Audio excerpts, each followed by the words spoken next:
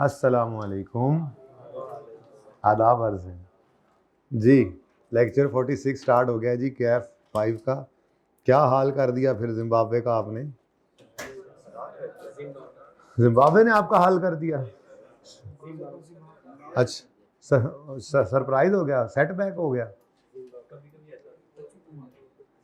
Requirement है, advice करो which of the two options would be financially. यार ये तो खत्म हो गया, शटडाउन है। आज ये सवाल करेंगे, आज सुल्तान होमवर्क में, तो कल सुल्तान कर लेंगे और फिर आखिरी सवाल होमवर्क में। फिर तो मंडे को तो सीवी भी शुरू हो जाएगा। ओए होए होए होए। और फिर टर्म टेस्ट में सीवी भी आ सकता है। ओए होए होए। आएगा।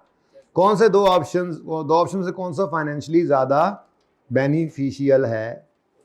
सवाल बहुत लंबा है यार, मुक नहीं रहा। Zimbabwe limited has plan to shut down its factory इन।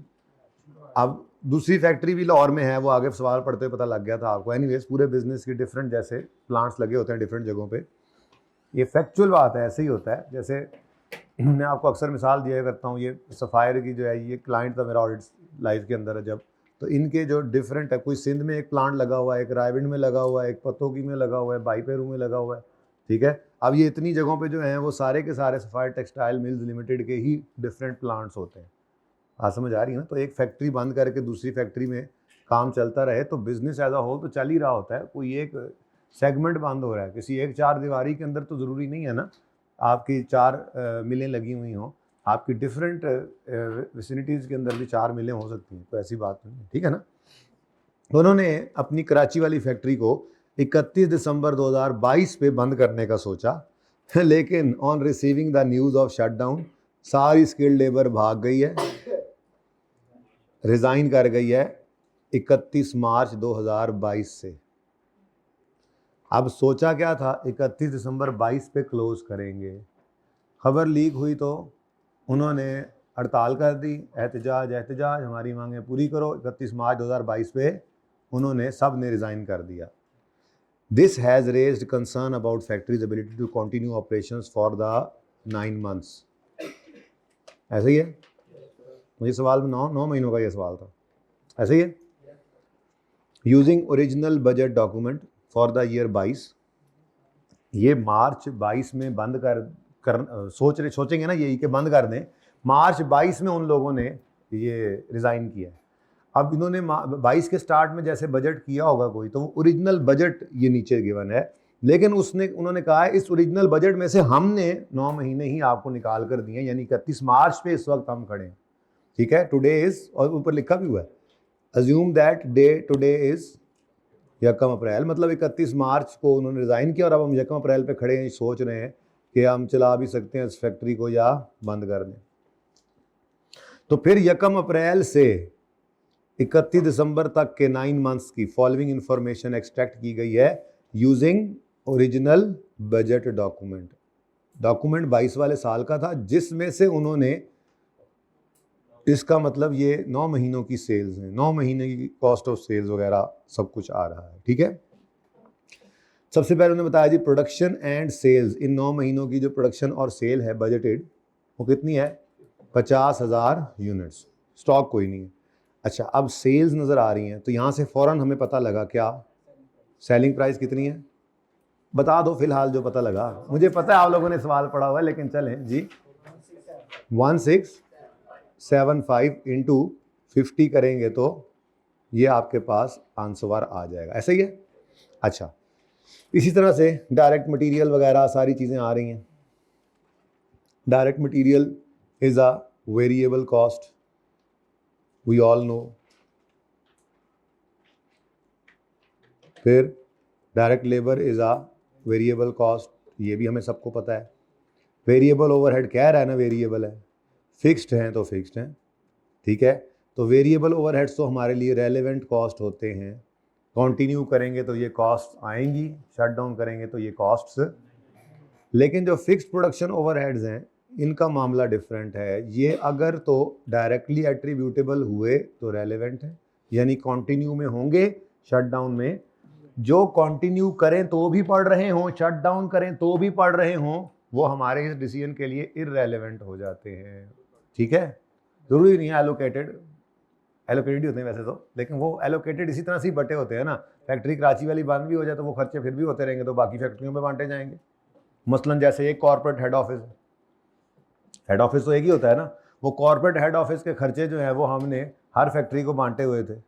ठीक है, हमने जो अपने अकाउंट्स डिपार्टमेंट की सैलरीज हैं वो हर जो है वो फैक्ट्री को बांटी हुई थी। हेड ऑफिस जो कॉर्पोरेट हमारा ऑफिस है, अब अगर कराची ऑफिस बंद भी हो जाए तो हमारे नॉर्मली जो हेड ऑफिस वाले एम्प्लॉयज़ हैं वो तो वही रहेंगे, तो फिर वो वाली कॉस्ट हमारे लिए इररेलेवेंट हो जाएंगी। ठीक है ना, तो सिर्फ डायरेक्टली एट्रीब्यूटेबल फिक्स कॉस्ट लेते हैं। और सेलिंग एक्सपेंसेस में फिर वही ड्रामा है, पॉसिबिलिटी है कि इसमें फिक्स कॉस्ट भी हों और इट इज़ क्वाइट पॉसिबल। ऐसा ही है जी। अच्छा, नेक्स्ट जी,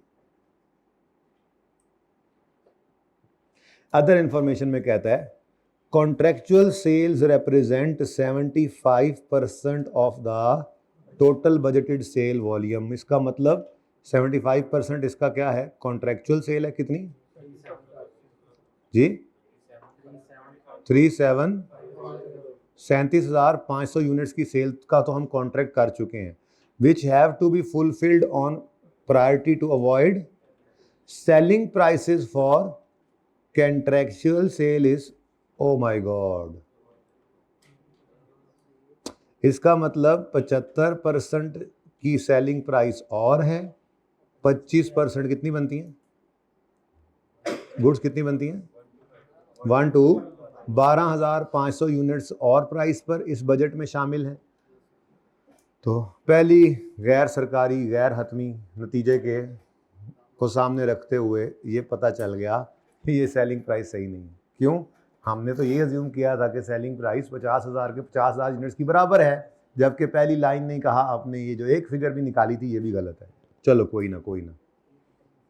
अच्छा चलो, ये तो आ गए जी किस पर, सेलिंग प्राइस इनकी क्या है 20% लोअर देन, इसका मतलब जो भी नॉर्मल सेलिंग प्राइस है, मुझे नहीं पता कितनी है, उसका 80% करना पड़ेगा हमें, और बाकी तो नॉर्मल सेलिंग प्राइस पे है ना वो तो फिर आसानी हो जाती, उसने कहा नहीं, बाकी भी जो है वो नॉर्मल सेलिंग प्राइस का 5% डिस्काउंट है, तो इसका मतलब 90। चलो जी, अब ले दे के एक ही चीज़ बचती है, वो है नॉर्मल सेलिंग प्राइस, क्योंकि यूनिट्स तो हमारे पास अब मौजूद है। तो हम फिर नॉर्मल सेलिंग प्राइस को एक्स अज्यूम करके क्या करेंगे, 37,500 इंटू एक्स 0.8 से मल्टीप्लाई कर देंगे, प्लस 12,500 इंटू एक्स को 95% से, और फिर एक्स के लिए इसको सॉल्व करेंगे तो हमारी नॉर्मल सेलिंग प्राइस आएगी।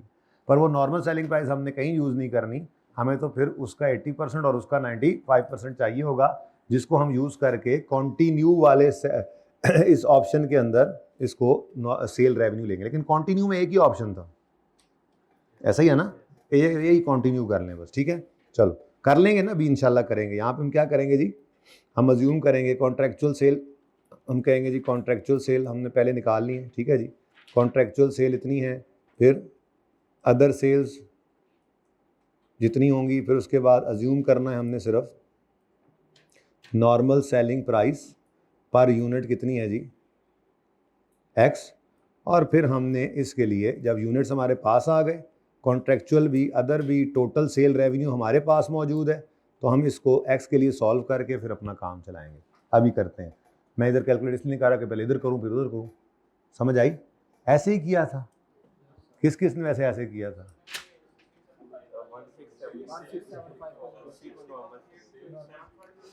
Contractual sales represent 95% of total budgeted sale volume. Volume क्या है 83,750 या 50,000?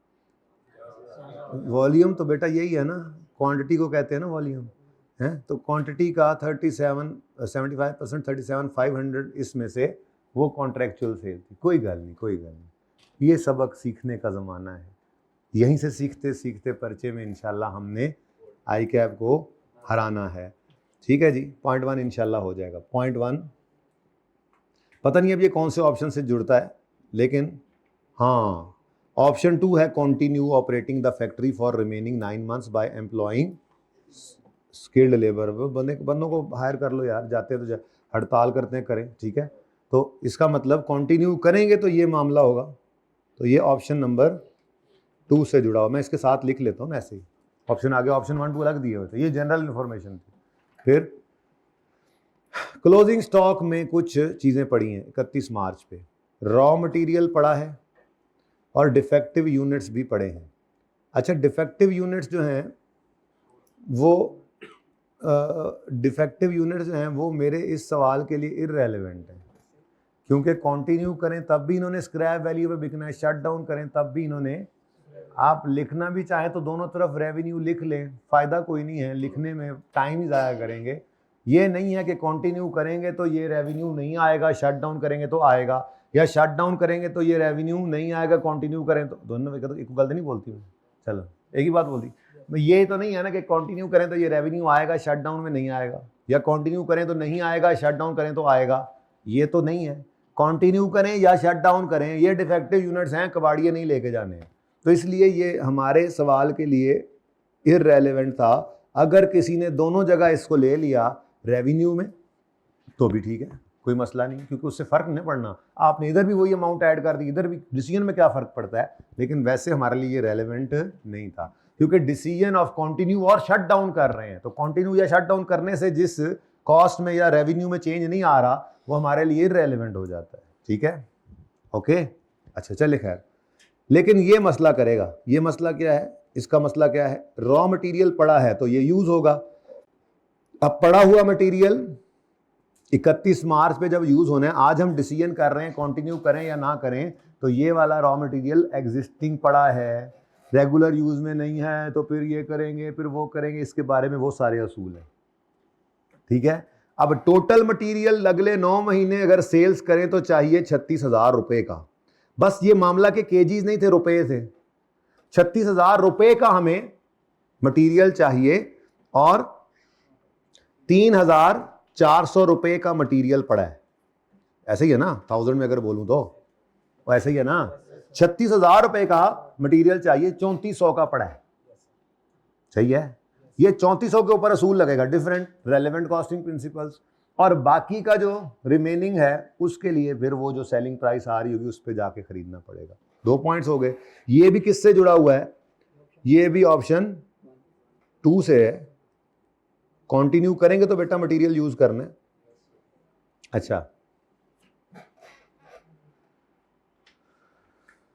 अच्छा जी, अब budgeted fix production overheads include depreciation of, लो जी, अभी ये जनरल इंफॉर्मेशन है, ठीक है ना, लेकिन बहरहाल अब ये चीजें बता रहा है कि आप budgeted fix production overheads, budgeted ऊपर डेट, अब वो ऊपर सारा जो डॉक्यूमेंट है वो बजट ही है ना, उसमें जो इस नाम की चीज पड़ी है ये, इसके बारे में क्या बता रहा है, इसके बारे में कहता है, इसमें पड़ी है डेप्रीसिएशन, इंक्लूड्स डेप्रीसिएशन ऑफ 2.5। हमने कहा भाई पड़ी है तो पड़ी रहे, साड़ी बला से, क्योंकि डेप्रीसिएशन तो कैश फ्लो ही नहीं है, ये तो रेलेवेंट कॉस्ट में आती नहीं है, तो नोशनल, वो हमने पहले दिन पढ़ा था, डेप्रीसिएशन जो है ये तो इररेलेवेंट हो गई। फिर आगे कहता है, और technical fee 1.2 paid in advance. Decision पे कोई असर, इसका डिसीजन की वजह से इसमें कोई असर, अनलेस वो कहता है ये वापस हो जाना है, बंद करें तो वापस हो जाएगा, कंटिन्यू करें तो फिर वापस, ऐसी कोई बात तो नहीं लिखी हुई। तो इसका मतलब ये भी पेमेंट, ये कौन सी है, कमिटेड कॉस्ट है, कौन सी है, कमिटेड नहीं बल्कि ये तो ऑलरेडी पेड है, ठीक है। फ्यूचर में इसकी वजह से ये भी एक तरह से संक हो गई हमारे लिए। तो ये दूसरी चीज क्या है जी, टेक्निकल फीस, टेक्निकल फी। तो ये जनाब डेप्रीसिएशन की तरह से ये भी क्या है, इस डिसीजन के लिए कंटिन्यू करें तब भी ये है, शट डाउन करें तब भी, क्योंकि ये पहले ही दे चुके थे। अच्छा जी, सैलरी ऑफ फैक्ट्री सुपरवाइजर 3600 की इसमें पड़ी है। अब फिक्स्ड में पड़ी है तो पता नहीं, देख लेते हैं, अभी मुझे इसका क्लियर नहीं पता। सुपरवाइजर की सैलरी अगर इस तरह है ना, है तो फिक्स कॉस्ट, सुपरवाइजर सैलरी है तो फिक्स्ड कॉस्ट, ऐसे ही है, लेकिन अगर ये सुपरवाइज़र फारिग हो जाएगा, शट डाउन करें तो फिर ये रेलेवेंट है, और अगर ये कहीं और चला जाना है तो बोलो किसी और फैक्ट्री में चला जाना है, फ़र्क नहीं पड़ता, इसको तो हमने रखना ही रखना है, तो फिर ये क्या हो जाएगी, इररेलेवेंट। ये अभी मुझे क्लियर नहीं है, ठीक है। रिमेनिंग है क्या, आलू काटेड। चलो जी, रिमेनिंग कितने हैं जी, वो जितने भी हैं रिमेनिंग, वो जितने भी होंगे वो सारे के सारे ही मेरे लिए क्या हैं, कांटा। तो रह गई सिर्फ एक चीज़, सुपरवाइज़र की। अब इसके बारे में जो कहेगा वो उस हिसाब से डिसीजन ले लेंगे। बाकी तीनों चीज़ें क्या हैं, इररेलेवेंट हैं, क्योंकि ये मेरे डिसीजन की वजह से चेंज, दो ऊपर वाली तो संक कॉस्ट हो गई और तीसरी रिमेनिंग भी एलोकेटेड है, तो वो होनी ही होनी है। एलोकेटेड होती है जो होनी ही होनी है, जैसे मैंने हेड ऑफिस की मिसाल दी। बाकी सारी संक कॉस्ट हैं, इररेलेवेंट हैं। रेलेवेंट कॉस्टिंग प्रिंसिपल चल रहे हैं, 15वां 14वां चैप्टर ही चली जा रहा है। Relevant cost, relevant cost, relevant income, तो रेलेवेंट कॉस्ट नहीं, रेलेवेंट कॉस्ट। अच्छा ओके, मुझे याद आ जाता है मुझे मेरा दोस्त। आगे क्या कहता है जी, अच्छा जी, अब यार ये ऐसे 1 और 2 क्या करना, बस पढ़ते जाएंगे, ऊपर से देखते जाएंगे, ये दोनों तरफ लग सकती है ना चीज़ें। सेलिंग एक्सपेंसेस रिप्रेजेंट कर रही हैं सैलरीज ऑफ, जो कि थर्ड पार्टी से कॉन्ट्रैक्ट पे हायर किए हैं, और ये कॉन्ट्रैक्ट एक्सपायर होना है। अब मेरे बच्चों, ये सेलिंग एक्सपेंस जो है, इसके बारे में वो कह रहा है ये कॉन्ट्रैक्ट लेबर है, और मतलब 5 सेल ऑफिसर्स की सैलरी है, और ये 31 दिसंबर पे इनका कॉन्ट्रैक्ट एक्सपायर हो जाना है, तो फिर ये कितने महीनों की सैलरी होगी। जाहिर सी बात है, ऊपर लिखा ही हुआ है 9 मंथ्स की ये सैलरी है। पता नहीं अब इसका क्या करें, अगर तो आज बंद करें और ये लोगों के पैसे आगे हमें नहीं देने पड़ेंगे, तो ये रेलेवेंट हो गई, सेविंग आ जाएगी। मतलब सेविंग तो नहीं लेते हम, तो दूसरी तरतीब पे चल रहे हैं ना, कंटिन्यू करें तो ये कॉस्ट है, शट डाउन है तो नहीं है, हम सेविंग नहीं सोचते, ठीक है ना। ऐसे ही उलट ना सोचो, फिर अच्छी खासी अब थोड़ी सी तरतीब बनी है। शट डाउन का ये सबसे मुश्किल सवाल है, लेकिन कुछ ना कुछ हाथ पाँव मारे, उसकी वजह मैंने आपको पाबंद कर दिया था। अगर मैं चाहता तो मैं भी हर एडजस्टमेंट 2 तरह से सोचवाता जाता, तो आप कंफ्यूज ही रहते। हालांकि दोनों सही थे, लेकिन मैंने जानबूझ के आपको पाबंद किया। हालांकि मैं कभी कभी निकलने लगता था, फिर खुद को भी रोकता था, नहीं नहीं नहीं नहीं नहीं, बातें तो दोनों सही हैं, लेकिन हमने जानबूझ के एक ही को बार बार किया, क्योंकि दोनों चीज़ें ही सही हैं। लेकिन ये एक टफ चीज़ समझी जाती है डिसीजन मेकिंग के अंदर, शट डाउन कंटिन्यू का सवाल, तो उसको हमने आसान ऐसे किया कि बस एक ही तरह से सोचा। तो इस पर क्या है, कंटिन्यू करेंगे तो ये कॉस्ट है, शट डाउन करेंगे तो नहीं है, अगर तो ये बच जानी है। और अगर उन्होंने कहा ना भाई ना, कॉन्ट्रैक्ट हुआ है, तो अगर आपने इनको फारिग किया तो फिर हो सकता है पेनल्टी देनी पड़े, तो फिर आगे शायद इस तरह से था भी सी, है ना। तो फिर इसको देखते हैं, बहरहाल क्या करना है इसका अभी नहीं पता। इतना पता लग गया कि ये ऐसी सैलरी है जो कॉन्ट्रैक्चुअल लेबर की है, और उनका कॉन्ट्रैक्ट एक्सपायर होना है जाके 31 दिसंबर 2022। Plant and machinery costed 15 million. Costed को तो साइड पे ही कर दो ना, कॉस्टेड का हमने क्या करना, ठीक है। एंड हैज़ एन एस, हाँ जो है रेलेवेंट कॉस्टिंग में हमने कहा था कि जो प्लांट की ओरिजिनल कॉस्ट होती है वो संक कॉस्ट है, इररेलेवेंट है। हाँ, वो कहता है कि इसकी एस्टिमेटेड रीसेल वैल्यू है एज ऑन 31 मार्च 22 इतनी। अब अगर कंटिन्यू करेंगे और 31 दिसंबर तक ले जाएंगे इसको यूज़ करके, तो शायद इसकी मार्केट वैल्यू में फॉल आ जाए। तो डेप्रीसिएशन रेलेवेंट नहीं है, कॉस्ट रेलेवेंट नहीं है, मार्केट वैल्यू का फॉल रेलेवेंट है, ठीक है। तो हम फॉल इन मार्केट वैल्यू लेके एक्सपेंस बनाते हैं। Keeping in view of the resignation of skilled labor, BOD of ZL is considering following 2 options for implementation from 1 अप्रैल। या तो फैक्ट्री क्या कर दो, क्लोज कर दो, और उसको किराए पे दे दो। अब ये निस्बतन आसान ऑप्शन ही हुआ करता है, आपको पता है, ठीक है। तो इसमें अगर आप इसको किराए पे देंगे तो रेंटल इनकम कितनी आएगी, 20 मिलियन की रेंटल इनकम आ जाएगी। 9 महीनों की है, इसलिए इसको एज इट इज़ लेना है, ठीक है। अच्छा, लेकिन भाईजान 3.8 मिलियन जी पे करना पड़ेगा, जो जो कॉन्ट्रैक्चुअल कमिटमेंट्स पे की हुई हैं उनको। अब हम तो सीधे तरीके से चलने वाले लोग हैं, हम तो कहेंगे ये शट डाउन के कॉलम में कि अगर हम शट डाउन करें तो 20 मिलियन आएगा, और अगर हम शट डाउन करें तो 3800, 20 मिलियन 1000 में करेंगे सवाल, ठीक है ना। ऊपर सारा 1000 में, नीचे मिलियन, तो 1000 कर लेते हैं। तो अगर हम शट डाउन करें तो 20,000 आएगा इनकम, रेलेवेंट इनकम, और अगर शट डाउन करें तो किराया तो आएगा लेकिन ये 3800 जाएगा। ठीक है, आगे क्या कहता है जी, क्लोजिंग रॉ मटेरियल। अब ये तो दोनों हो गया आसान। Closing raw material can be used by another factory of ZL bye converting it into, अब ये बात जो है इस पॉइंट 2 के साथ जुड़ी हुई है, ऐसे ही है।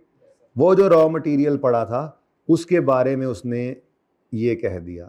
अब अगर ये कह दिया है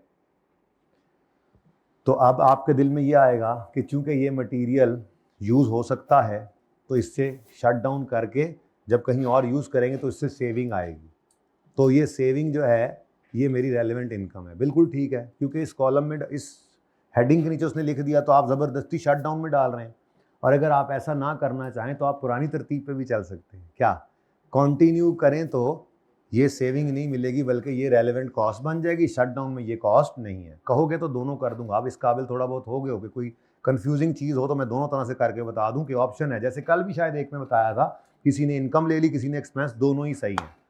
खतरनाक बात ये होती है, क्योंकि मैं पाबंद इसलिए करता हूँ, खतरनाक बात ये होती है कि एक ही चीज़ को एक दफ़ा आप एक साइड ले लो, दूसरे उलट ले लो, वो फिर गड़बड़ है। ठीक है जी, 2 नंबर चले जाते हैं भाई के। हाँ जी, 2 नंबर के, मैं वही कह रहा हूँ। अच्छा, closing raw material can be used by another factory, समझो लाहौर की फैक्ट्री है या पिशोर की फैक्ट्री है, उसमें ये रॉ मटेरियल यूज हो जाएगा।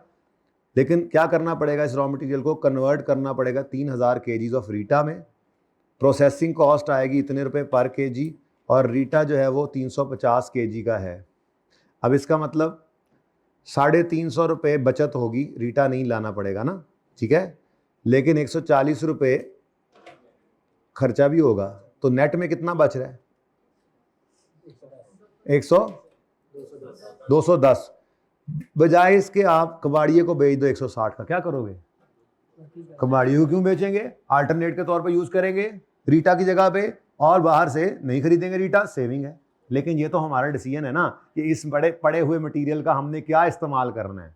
लेकिन ये फैसला करने के बाद हम इसको काटा वाटा कर देते हैं, टाटा बाय बाय कर देते हैं, और इसको पकड़ के कितना बनता है ये 210 रुपये हमारे लिए क्या बन जाती है? इसकी रेलेवेंट कॉस्ट। अब दोनों ऑप्शन हैं। आप शट डाउन की तरफ से इसको सोचना चाहते हैं क्योंकि जी वो उसकी हेडिंग में आ रहा है, तो आप क्या करोगे? अगर शट डाउन करें तो ये सेविंग मिलेगी। 210 इंटू कितने केजीज पड़े थे ऊपर? 10,000 केजीज हैं जी? नहीं, लेकिन 10,000 केजीज नहीं। ओके, ये फिर ऐसे ना करो। बहरहाल वो असल में अब ऑप्शन बनेगा ना। ऑप्शन 1 क्या होगा? 9,000 केजीज जो हैं वो 210 वाली सेविंग देंगे, जबकि जो कितने 10,000 केजीज थे वो आपके 160 के बिकेंगे। तो बहरहाल इसमें से जो बेहतर होगा वो निकल आएगा। लेकिन वो जो भी निकलेगा वो उसकी क्या होगी? Relevant cost. ऐसे ही निकालते थे ना ऑप्शन। अब रेलेवेंट कॉस्ट जो है ना, इसको अब आगे आपने यूज करना है। पुराना तरीका जो चला आ रहा है वो क्या है? हम यूं कहते हैं, हम अगर इसको यूज कर लें तो हम ये रेलेवेंट कॉस्ट है हमारी, ये हम खो देंगे। अब ये वो तरीका है जो मेरा दिल है, करूंगा मैं। अब इसमें मैं क्या कहूंगा? कंटिन्यू करें तो ये रेलेवेंट कॉस्ट है, ये मटेरियल यूज हो जाएगा। शट डाउन करें तो ये रेलेवेंट कॉस्ट नहीं है। कोई ये कहेगा कि नहीं जी, मैं तो दूसरी तरफ से सोच रहा हूँ, हेडिंग शट डाउन वाली है, तो मैं यूं कहूंगा अगर शट डाउन कर दें फैक्ट्री तो ये सेविंग मिल जानी है हमें, कंटिन्यू करें तो ये सेविंग। दोनों बातें सही हैं, बट मैं क्या करूंगा? जो करता आ रहा हूं। इसलिए ये चीज कंटिन्यू करता हूं कि आपको ये ना लगे कि शट डाउन कंटिन्यू का हर सवाल ही अलग होता है। यार पूरी कॉस्ट में बच्चे को यही मसला होता है, वो कहता है हर सवाल ही दूसरे से नया है। लेकिन हमें कोई ये महसूसमेंट हुई है कभी? उसकी कोशिश सिर्फ यही होती है हमारी कि हर सवाल एक तरह से कर लें, क्योंकि ऑप्शंस तो अवेलेबल होते ही हैं हमेशा। हालांकि उस्ताद के लिए ये आसान काम है क्या? हर सवाल नए तरीके से कर दो, जिधर नू आए मुंह चली जाओ, तो सवाल तो हो ही जाना है। लेकिन बच्चा तो परेशान होता है ना। अब यहाँ पे ऑप्शन है ना, ठीक है। तो अब मैंने अब ये कंटिन्यू शटडाउन के अंदर क्या शुरू दिन से जिस पे चल रहे हैं उसी पे चलते आ रहे हैं, ताकि थोड़ा सा किसी हद तक ये आसान लगे। आसान ये नहीं है, एमए का पर्चा आसान नहीं है, ऐसी कह देता होता था मैं, लेकिन आसान लग रहा है क्योंकि आप मेहनत कर रहे हैं, ठीक है ना। करते रहें। पर्चा भी लगेगा मुश्किल है, लेकिन रिजल्ट इसमें पास होना सबसे आसान है। ये मैंने पहले दिन कह दिया था आपको, इसमें पास होने का मार्जिन बहुत है, पर वो जो चलते रहते हैं। अब चलते कौन रहते हैं? जो जैसे सिखाया जाए वैसे प्रैक्टिस करते हैं और उसके आदी होते हैं, पर्चे में भी चलते रहते हैं।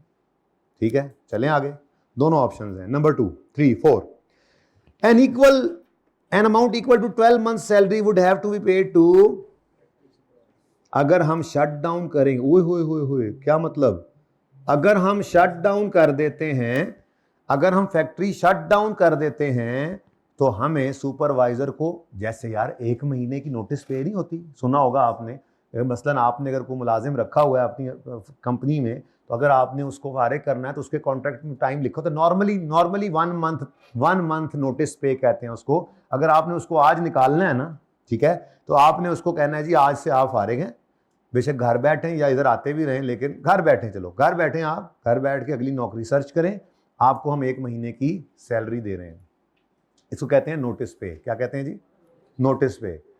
1 महीने की नहीं, पूरे 1 साल की सर्विस ये सैलरी पे करनी पड़ेगी। उसको कॉन्ट्रैक्ट में लिखा होगा ना, सुपरवाइजर को जब हमने रखा होगा तो हमने कहा होगा भाई आपको अपने पास ही रखेंगे, और अगर इन केस आपको हमें फारिग करना पड़ा तो पूरे 1 साल की सैलरी आपको देंगे। इसको कहते हैं नोटिस पे। ये हो सकता है महीने की, 2 महीने की, 6 महीने की, आपके एग्रीमेंट पे है।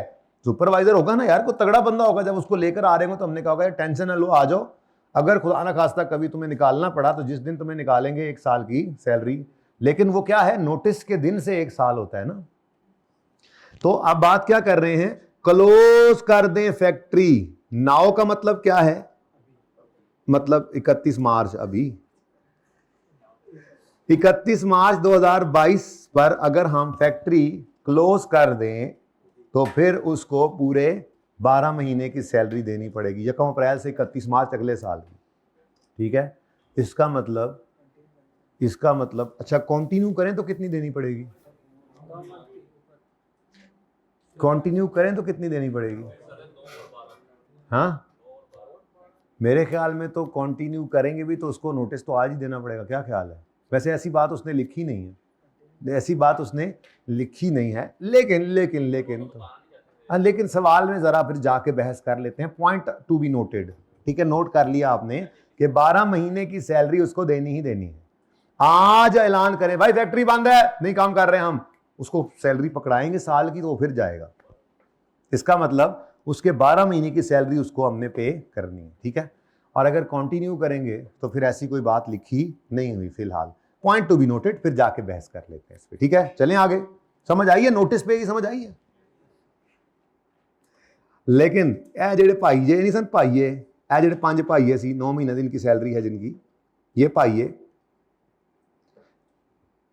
अच्छा वो इसकी बात अब बता दी है उसने, ये सुपरवाइजर की सैलरी जो है ये जितनी भी आएगी ना, बताई हुई है वैसे उसने, कितनी है? हैं 3 ये 3.6 की जो सैलरी है, ये सैलरी जो है ये 9 मंथ्स की है, और इसको इंशाल्लाह अब हम बहस में ले आए हैं। पॉइंट आपने नोट कर लिया है, दिमाग आपका इस तरफ अब वर्किंग कर रहा है, लेकिन थोड़ा प्रोसेसर स्लो है इसलिए वो गोल दायरा घूम रहा है इस वक्त। कोई नहीं, घुमाते रहें इसको। अभी सवाल करते हैं, हो जाएगा इंशाल्लाह। सवाल सारा डिस्कस करके करेंगे तो इंशाल्लाह आधे घंटे में सवाल कर लेना है, ताकि ये डिस्कशन तो पहले हुई पड़ी हो, क्योंकि डिस्कशन इसलिए करता हूँ फिर दूसरी बार करते हुए समझ आए ना, तो कमी बेशी दूर हो जाती है। फिर ये जो भाइये सी, भाइये कॉन्ट्रैक्चुअल लेबर थी, जिनका एक्सपायर हो रहा है कॉन्ट्रैक्ट 31 दिसंबर पे, तो वो तो पहले से उनको कहा हुआ ना 31 दिसंबर पे तुम फारिग हो, ठीक है। लेकिन अगर उनको आज फारिग किया ना एकदम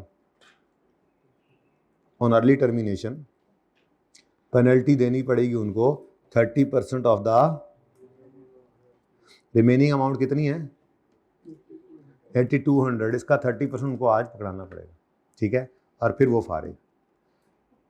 अल्टरनेटिवली क्या करो, इस स्टाफ को कहो ठीक है भाई चलो तुम लाहौर, तुम्हें नहीं फारिग करते, तुम्हारे साथ कॉन्ट्रैक्ट है ना, पेनल्टी मांगते हो ना, कोई पेनल्टी नहीं है, चलो लाहौर, काम ही करना है ना तुमने, हम पेशोर कराएं, लाहौर कराएं, कराची कराएं, हमारी मर्जी है, हमारा काम है, उस फैक्ट्री में तुम चले जाओ, ठीक है। लेकिन इसके लिए फिर उनको रीलोकेशन की कॉस्ट देनी पड़ेगी। ये यहीं पे डिसीजन नजर आ रहा है कि सही कौन सा है। 8200 का 30% करो, 2460 पे करके उनको फारिग कर दो आज, या उनको ले आओ लाहौर में और 2000 रुपये कर दो, तो क्या बेहतर है? 2000 पे करके उनको लाहौर ले आओ, ठीक है, क्योंकि वो नहीं बचते। अच्छा, वो नहीं बचते, उन्होंने लाहौर ले आओ। अब यहाँ पर इनकी जो ये 9 महीने की सैलरी है 8200, इसका क्या करूँ?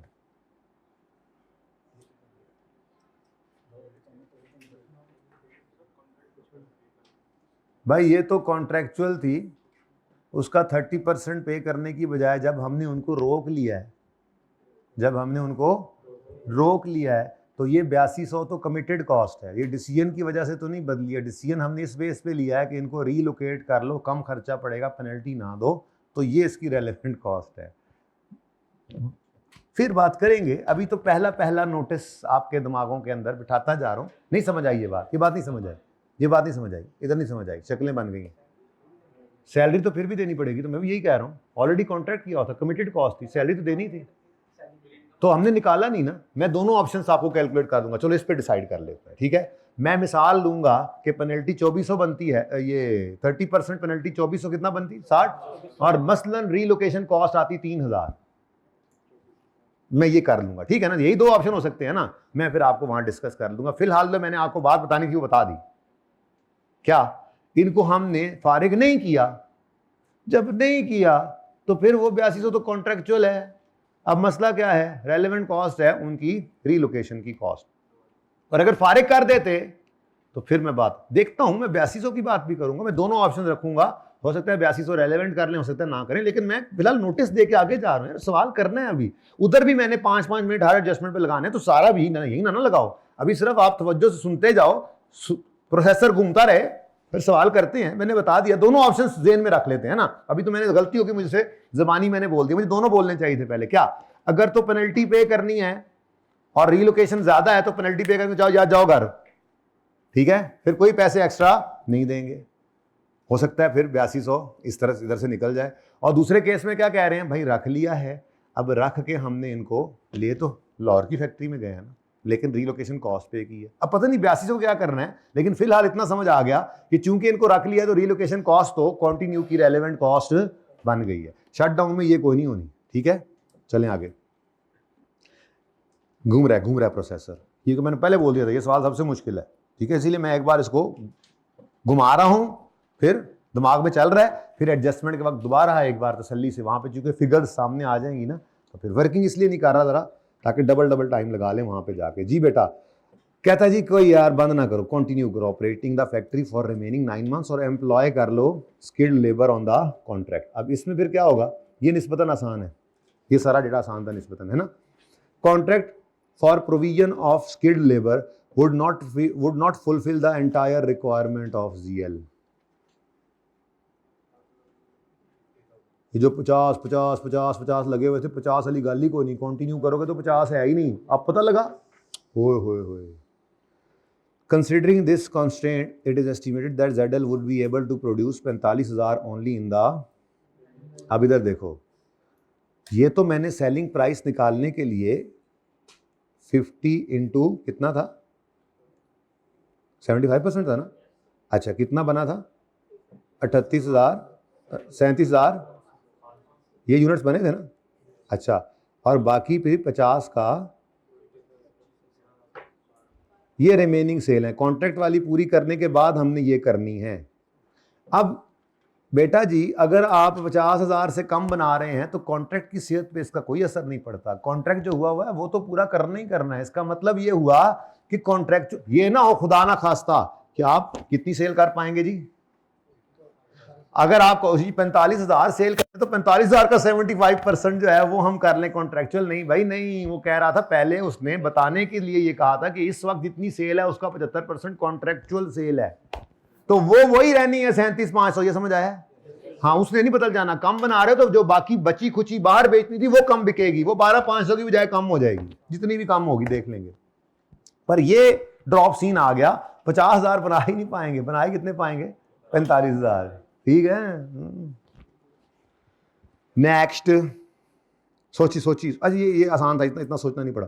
Skilled labour would be hired, however due to lack of training variable production overheads would increase by। अब स्किल्ड लेबर को 500 पर आवर पे करना है, लेकिन इनकी ट्रेनिंग ना होने की वजह से इन्होंने प्रोडक्शन ओवरहेड्स को, लेकिन in order to avoid this increase ZL can provide training. अब यहाँ पे ऑप्शन हो जाएंगे दो। पहला ऑप्शन 500 पे करो और वेरिएबल ओवरहेड्स का इंक्रीज बर्दाश्त कर लो। दूसरा ऑप्शन है वेरिएबल ओवरहेड का इंक्रीज बर्दाश्त ना करो, बल्कि तो आप इन दोनों वेरिएबल ओवरहेड का इंक्रीज और इस ट्रेनिंग कॉस्ट को कंपेयर कर लोगे, लग जाएगा पता। देख लेते हैं। घूम रहा है, प्रोसेसिंग हो रही है ना थोड़ी थोड़ी, पढ़ते हुए यही तो करना होता है। आज बस मैंने ये किया कि पढ़ते हुए कैलकुलेशन नहीं की, कोई मेरा दिल है करते हुए जरा तफसील से एक ही बार कर लें, ऐसे दो दो बार करना पड़ता है, सवाल बहुत लेंथी है। Okay, goods are produce in batches of each, first unit would require इतने। अरे तुम भी, तुम्हारी कसर बाकी थी एट 90% इसका लर्निंग करवा गए। चलो शुक्र है कुछ तो आता है ना, कुछ तो नंबर आए हैं। अच्छा, if the factory continues to operate the resale value of plant and machinery would be, लो भी ये भी आसान पॉइंट है, ये भी आसान पॉइंट है, ये भी आसान पॉइंट है, ये थोड़ा सा मुश्किल है निस्बतन बाकी चार की निस्बत, बाकी तीन की निस्बत ये थोड़ा सा टफ। इसके अंदर अब देख रहे हैं, अब हम अपने नंबर चपीट रहे हैं। लो जी पहला आसान, लो जी दूसरा उससे भी आसान, लो जी तीसरा भी काफ़ी हद तक आसान, लो जी यहाँ पे थोड़ा सा मसला है और यहाँ पे थोड़ा ज़्यादा मसला है। कर्सर यहीं पे घूम रहा है अभी तक, क्योंकि दिमाग में वही है जो शैतानी मैंने गोल के मैं आगे निकल गया हूँ, ठीक है ना। फिर ये तो सारी चीज़ें सिर्फ इंफॉर्मेशन ही थी। हाँ, ये वाला पॉइंट जो है, ये वाला पॉइंट आपने जोड़कर बहुत ही दूर वाले पॉइंट से, बहुत ही दूर है यार वो ठीक है, समझ आ गई आपको, ठीक है ना। यानी आप कहोगे जी आपको आज अगर शट डाउन करें तो ये मिलना है, कंटिन्यू करें तो इसका 80% मिलना है, बाय 80% या टू 80% है, वुड बी 80, हाँ चली जाएगी 80 में, तो 20% क्या आना है, फॉल। तो हम तो कहेंगे कंटिन्यू करें तो ये फॉल आना है, शट डाउन करें तो फॉल नहीं आना। अपना तो ये है मामला, ठीक है। तो ये भी आसान, ऊपर तो वैसे ही उसने इंफॉर्मेशन दी हुई है, मेरे ख्याल में एडा भी कोई नहीं है जितना डर रहे सी है ना जी। शुरू करते हैं जी काम। इवैल्यूएशन ऑफ कंटिन्यू और shut down of Karachi factory है, और कॉलम सिर्फ दो ही बनते हुए नजर आ रहे हैं, कंटिन्यू और शट डाउन। लेकिन रेवेन्यू के अंदर कॉन्ट्रेक्चुअल रेवेन्यू और अदर रेवेन्यू अलग अलग सेल प्राइस वाला है, और रेंटल ऑफ फैक्ट्री भी है, तो 3-4 लाइनें छोड़ लेना एहतियातन। वैसे ही मैं आपको कहता हूँ 3-4 लाइनें छोड़ा करो, बाद में कोई चीज़ जैसे वो रॉ मटेरियल वाला ऑप्शन है, तो किसी का दिल करे कि जी मैंने तो उसको रेवेन्यू में लेना है, इनकम में लेना है, तो फिर उसके पास जगह तो होनी चाहिए ना, ठीक है। एनीवेज दोनों तरह से चल सकता है। तो इवैल्यूएशन ऑफ कंटिन्यू और मार्कर निकालो यार, लो जी। फिर कंटिन्यू शट डाउन शुरू करें आज। क्वेश्चन नंबर है, सा क्यों नहीं निकल रहा था? ओ एक क्वेश्चन तो मैं करना ही भूल गया, किसने इसको अटेम्प्ट किया था घर पे? अटेम्प्ट मेरे अल्फाज हैं, अटेम्प्ट किसने किया था? ऊंचे हाथ खड़े करें। अल्लाह आप लोगों की उम्रों में बरकत दे, माशाल्लाह। बाकी हाथ खड़ा कर जिन्होंने अटेम्प्ट भी नहीं किया, अल्लाह आपको भी हिदायत दें, आपको भी तौफीक दें। आप देखो ना, अपना काम बढ़ा लिया। अब ये कंटिन्यू शट डाउन हम लोगों का हो जाएगा शट डाउन सैटरडे को, इंशाल्लाह संडे को आखिरी सवाल बच्चे कर लेंगे, मंडे को डिस्कस करके हम आगे जा रहे होंगे सीवीवी पे, और आप लोग यहीं अड़े रह जाओगे। तो आपने जिम्बाब्वे वाला सवाल ही नहीं किया, अस्तगफिरुल्लाह। अच्छा, किसने पढ़ा ही नहीं था एक बार भी, वो हाथ खड़ा करे, पढ़ा ही नहीं ईमानदारी से। अच्छा, जिन्होंने नहीं किया उन्होंने पढ़ने के बाद फैसला किया कि ये सवाल करने वाला नहीं है ना। शर्म तुमको मगर नहीं आती, बोलो जी। मैंने कहा शर्म तुमको मगर नहीं आती, बोलो। आपने बोला स्प्रिंग बाइस। क्वेश्चन नंबर, नाम है इसका जनाब, mark the words, Zimbabwe limited. जो नाम है एतमाद का, लगे तो नहीं बाउंसर, लग तो नहीं गया तुम्हें? हेलमेट पहन के खेला करो ना, इसीलिए कहते हैं। अच्छा जी, इवैल्यूएशन ऑफ पाकिस्तानी थ्रो थी यार, फेंकी कहीं चली गई। क्या हुआ बाबर को? इंजरी हो गई है? हाँ, मेरा बाबर भी इंजर होने लगा था, शुक्र है बच गया है। अच्छा, तो यार सुफियान मुकीम को क्यों नहीं खिलाते? आज बांग्लादेश का मैच है और मैंने लाइनअप देखा, उसमें फिर नहीं है वो। आज टेस्ट मैच चल रहा है, मैनू नहीं सी पता। अच्छा, इवैल्यूएशन ऑफ कंटिन्यू, और यार आजकल बहुत मसरूफियत चल रही है, क्या बताऊं मैं।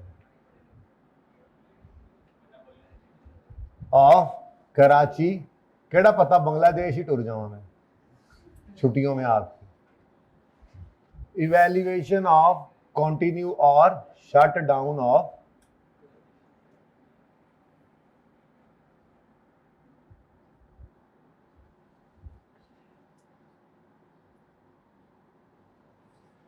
relevant in commas.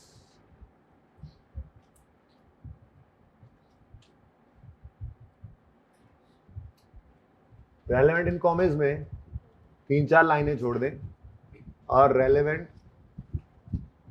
कॉस्ट्स में बाकी सारा सफ़ा छोड़ दें। आखिरी लाइन बस एडवाइस के लिए खाली रखिएगा और नेट रिजल्ट से ऊपर तक सारी जगह आपके पास रिक्वायरमेंट के लिए है। ये मेन सवाल आ गया था, ठीक है। उसके बाद कंटिन्यू और शट डाउन। कंटिन्यू करें, आज तो भाई आराम से बस एक ही कॉलम है, कंटिन्यू करें, लेकिन अच्छा होता ऊपर रुपीज इन थाउजेंड तो कम से कम लिख लेते। अब आपने तो लिख लिया होगा क्योंकि मैंने भी ऊपर लिख दिया फटाफट, रुपीज इन थाउजेंड्स। ओके जी, कंटिन्यू ते shut, not shut up, I said shut down. Who is talking here? Please speak in English, okay?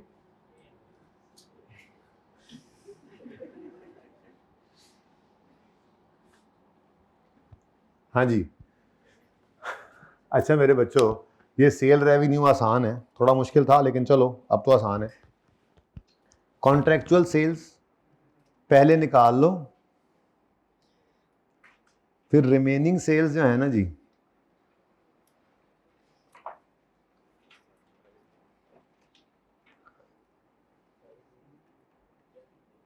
बचेंगी कितनी वैसे? 45,000 में से अगर 37,500 गई तो हाँ चलो ठीक है, देख लेते हैं। अब वही जो मैंने आपको बताया था वही वर्किंग है।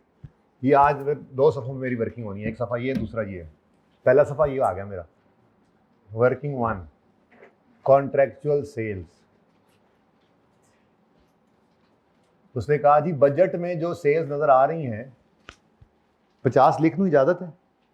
50 जो सेल्स नज़र आ रही हैं उनका 75% रिप्रेजेंट, ये सेल्स का 75% रिप्रेजेंट करता है कॉन्ट्रैक्चुअल सेल्स। 37,500 बोला था ना आप, इसका मतलब फिर अदर सेल्स कितनी है? 50, चलो इसी का 25 कर दो, 25%, 12,500 यूनिट्स। एंड वालों ओके है? फ़ॉन्ट इधर से सेकंड लास्ट भी बता दिया करो, दो रोज बता दिया करो बेटा। इधर नजर आ रहा है सही?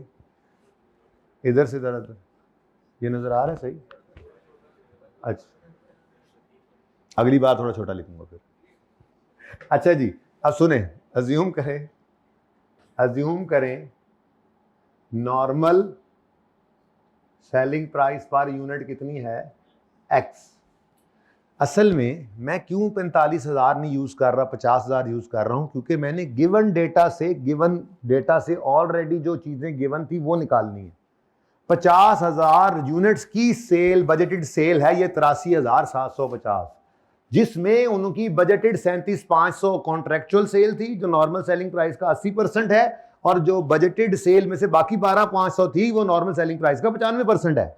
तो हमें नॉर्मल सेलिंग प्राइस एक बार निकाल ले, फिर उससे अपनी डिस्काउंटेड और डिस्काउंटेड दोनों ही प्राइसेस निकालने। कॉन्ट्रैक्चुअल वाली डिस्काउंट, कॉन्ट्रैक्चुअल प्राइस और डिस्काउंटेड प्राइस नॉर्मल वाली, वो जब निकल आएगी तो अपने डिसीजन के अंदर हम 45,000 ही करेंगे, क्योंकि असल लेबर भाग गई है, 50 तो बन ही नहीं सकते। तो जितने बनेंगे उसमें से पहले 37,500 कॉन्ट्रैक्ट पूरा करेंगे, और जो बची खुची होगी वो अदर सेल बाहर भेज देंगे। फिर ये बात समझ आई? ये पहले शायद ना, ये रिपीट टेलीकास्ट चल रही है ना, ठीक है। तो फिर ये 50,000 यूनिट्स की सेल कैसे आपने बनाई होगी? हमने कहा जी 37,500 यूनिट्स की जो सेलिंग प्राइस है वो है एक्स का, तो मैं इसको यूं कह दूं 0.8x, ये 0.8x है। यानी इस प्राइस को मल्टीप्लाई करें 37,500 से, प्लस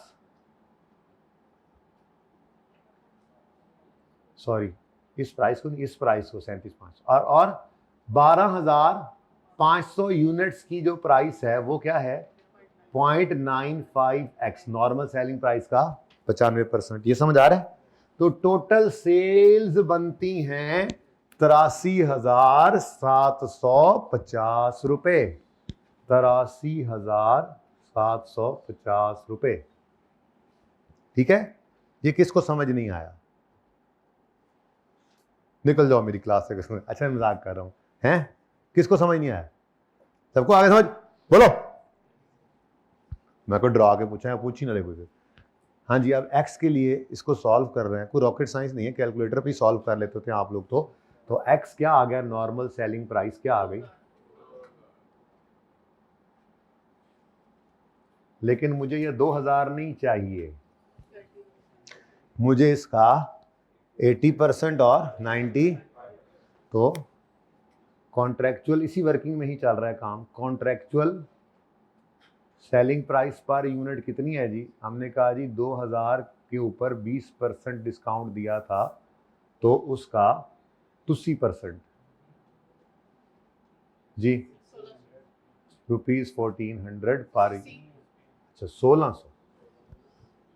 अच्छा सुनो जी, ये वो जो हमने 1900 समथिंग निकाला था, वो देखो ना, कोई एवरेज टाइप चीज निकल आई थी। वो ना हेल थी, ना कुकड़, ना वो तितर था, ना बटेर, ना वो कॉन्ट्रेक्चुअल की सेलिंग प्राइस थी, ना वो नॉर्मल की। ठीक है ना? सही है। अब हम दोनों निकाल लेते हैं। ₹1600 बोला। ओके, पर किसको लगे हैं? यूनिट को। और ये तो कॉन्ट्रेक्चुअल सेल है। जो बाकी अदर सेल्स हैं, अदर सेल्स की सेलिंग प्राइस पर यूनिट, तो वो कहता है जी उनको हमने 5% डिस्काउंट दिया है। और 5% rate discount has been budgeted. ठीक है? एनआरबी टेस्ट लगा लो कैलकुलेटर पे। एन अच्छा इम्पेयरमेंट, सॉरी यूज वाला। आप तो आपका तो नॉन करंट एसेट है बाकी। सॉरी जी, आपने उसे बेचने के लिए रखा है जी। 95% जी 1900 पर यूनिट।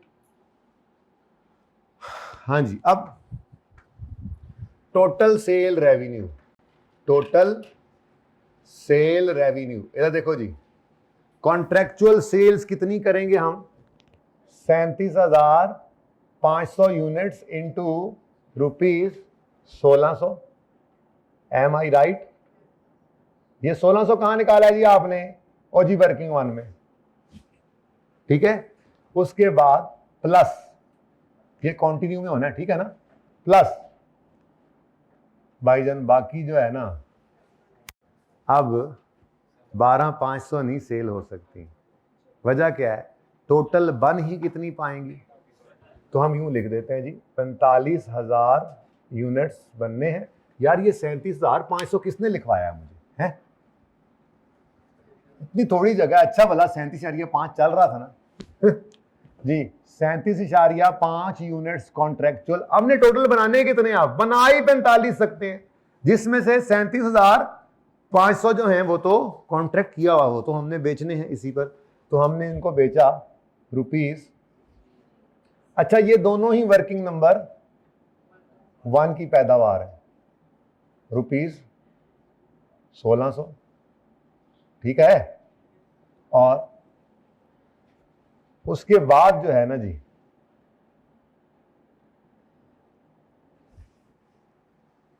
बकाया जो बचते हैं बैलेंसिंग, वो कितने हैं? 7500 ही अब और बिक सकते हैं। तो वो 7500 प्लस करो इसके अंदर। वो कैसे निकालोगे? अब यहां शो तो करना है ना। 50 माइनस 37 पॉइंट। ओके ठीक है जी। 45 बनने हैं, 50 तो बन ही नहीं सकते। तो फिर 12। ये कतन गलती किसने ऐसे घर पे ये गलती की थी कि 45 जब समझ नजर आ गया तो उसने कहा 45 का 75% कॉन्ट्रैक्चुअल है और बाकी हाथ खड़ा करें। होंगे जरूर हैं। सेलिंग प्राइस तो चलो सही गलत जो भी निकली, मेरा सवाल ये है कि सेल्स तो आपने 75 और 25 अलग अलग प्राइस पे ही रिकॉर्ड करनी थी ना यहाँ पे। क्यों देखा ही नहीं, फिर वहां तक पहुंचे ही नहीं। चलो खैर जी। तो भाई 45 50 बना ही नहीं सकते, 45 बनाएंगे। ठीक है जी। और ये जो बाकी बचेंगे 7,500 यूनिट्स, इनकी सेलिंग प्राइस कितनी है? 1900। मैंने एक ही लाइन में कर दिया, कोई मसला तो नहीं हो रहा। अब इसमें ये वर्किंग 1 से आया है, बाकी ये भी सवाल में गिवन है और ये तो ऑलरेडी वर्किंग 1 का हमने रेफरेंस दिया हुआ है। ठीक है जी, गॉट इट। ये किसी को नहीं समझ आया तो शर्म नहीं करनी, बार बार पूछ सकते हैं। बोले जी क्या रेवेन्यू 7,4 कंटिन्यू करें तो ये रेवेन्यू आएगा, शट डाउन करें तो ये रेवेन्यू नहीं आएगा। तसल्ली से देख लें, कोई जल्दी नहीं करनी आप।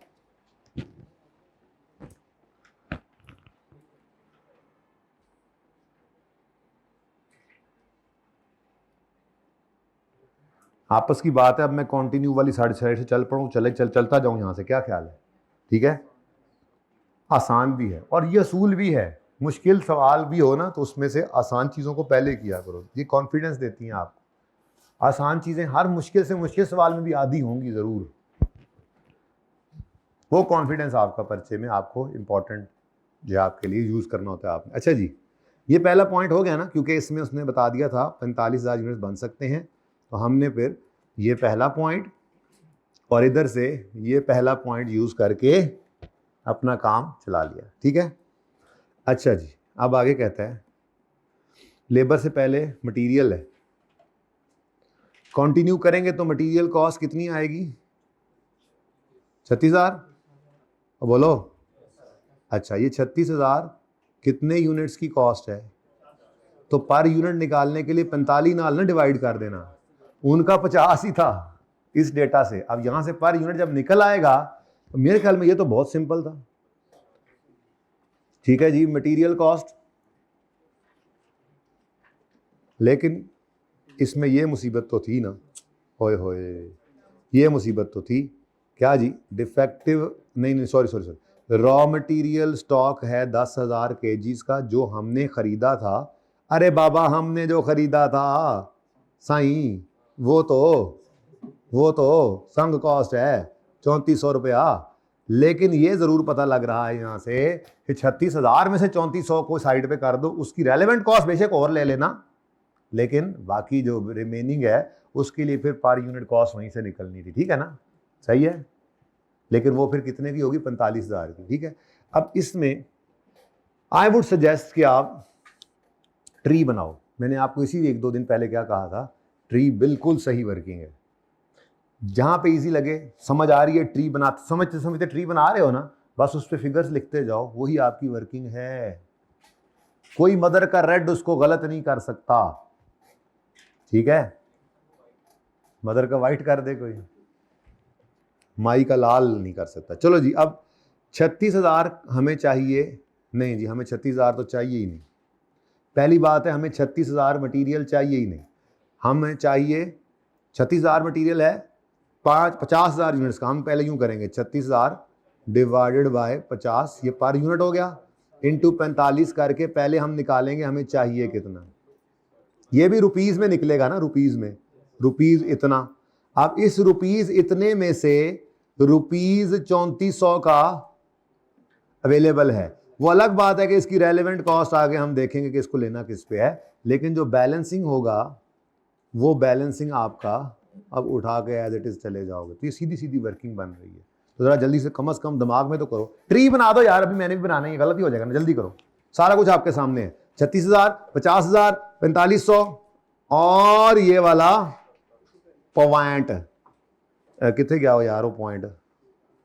मैंने माना कि ये यहां पे लिखा हुआ है पॉइंट, मैंने ये मान लिया, लेकिन मैं ये कह रहा हूं कि आपका अगर दिल करे ना, आगो शटडाउन में लिखा हुआ था, हमने तो उसको सेविंग ले लिया, तो बस ठीक है, फिर वहां सेविंग ले लिया है तो यहां पे रेलेवेंट कॉस्ट ना लेना फिर। पर मैं चूंकि अब उधर से चल रहा था और मटेरियल की कॉस्ट आ गई, तो मैं कहा यार आन दे उस्ताद जी, एन भी खिंचो।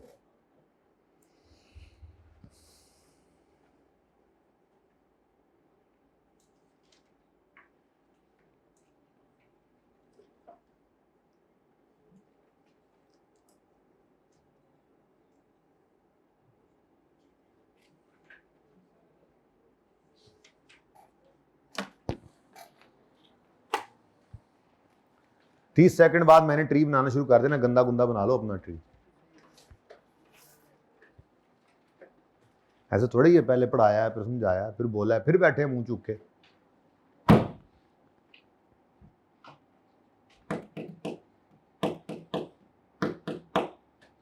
Sir don't distract us please.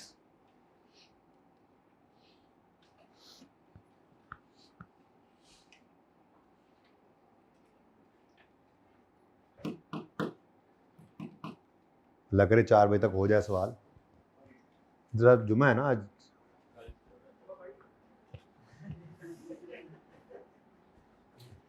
बात करने वाले पे भी कुर्बान और हंसने वालों पे भी सुभान अल्लाह है। बात करने वाले ने भी बात की बड़ी जबरदस्त और हंसने वालों ने तो कमाल ही कर दिया।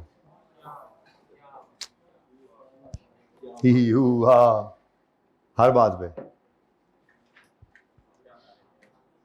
जो काम क्या हो ना करना,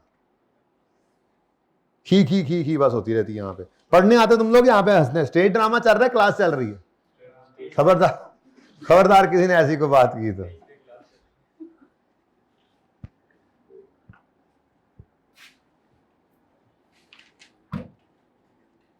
चलो बस यार, इधर देखो।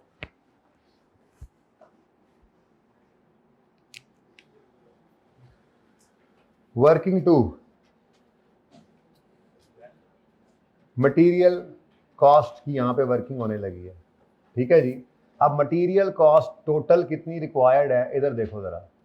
मटेरियल कॉस्ट हमने कहा जी, वो जी 36,000 रुपया वो कह रहे हैं मटेरियल लगना है। अगर 50,000 थाउजेंड में चल रहा है, 50,000 यूनिट्स बने, यहां से पर यूनिट कॉस्ट आ गई।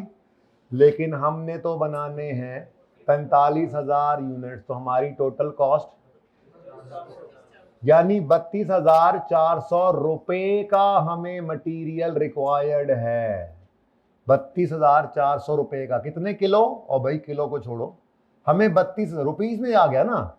हमें 32,000 रुपए का मटेरियल चाहिए है अगर हम कंटिन्यू करें और 45,000 यूनिट्स प्रोड्यूस करें तो। Got it? अब 32,000 रुपए के मटेरियल में से 10,000 रुपए का मटेरियल पड़ा है। वो मटेरियल की रेलेवेंट कॉस्ट मैंने क्या लेनी है वो भी फैसला नहीं किया मैंने। समझ आई बात? 10,000 kg, सॉरी 3400 रुपए का, 32,400 रुपए का मटेरियल चाहिए। इसमें से रुपीज 3400 का मटेरियल हमारे पास ऑलरेडी अवेलेबल है, जबकि बैलेंसिंग कितना बनता है? 29,000 रुपए का मटेरियल हमें बाजार से खरीदना पड़ेगा। एंड वालों माजरत, थोड़ा सा फॉन्ट छोटा हो गया, फिर जरा देखते रहना ध्यान से। मैं बोल तो मैं रहा ही हूं, फिर भी 29,000 रुपए का मटेरियल हमें बाजार से खरीदना पड़ेगा। अब बाजार वाला जो है बेटा, वो तो बाजार से मिलेगा। कितने का मिलेगा? 29,000 का ही मिलेगा, यही तो बजट था। ठीक है।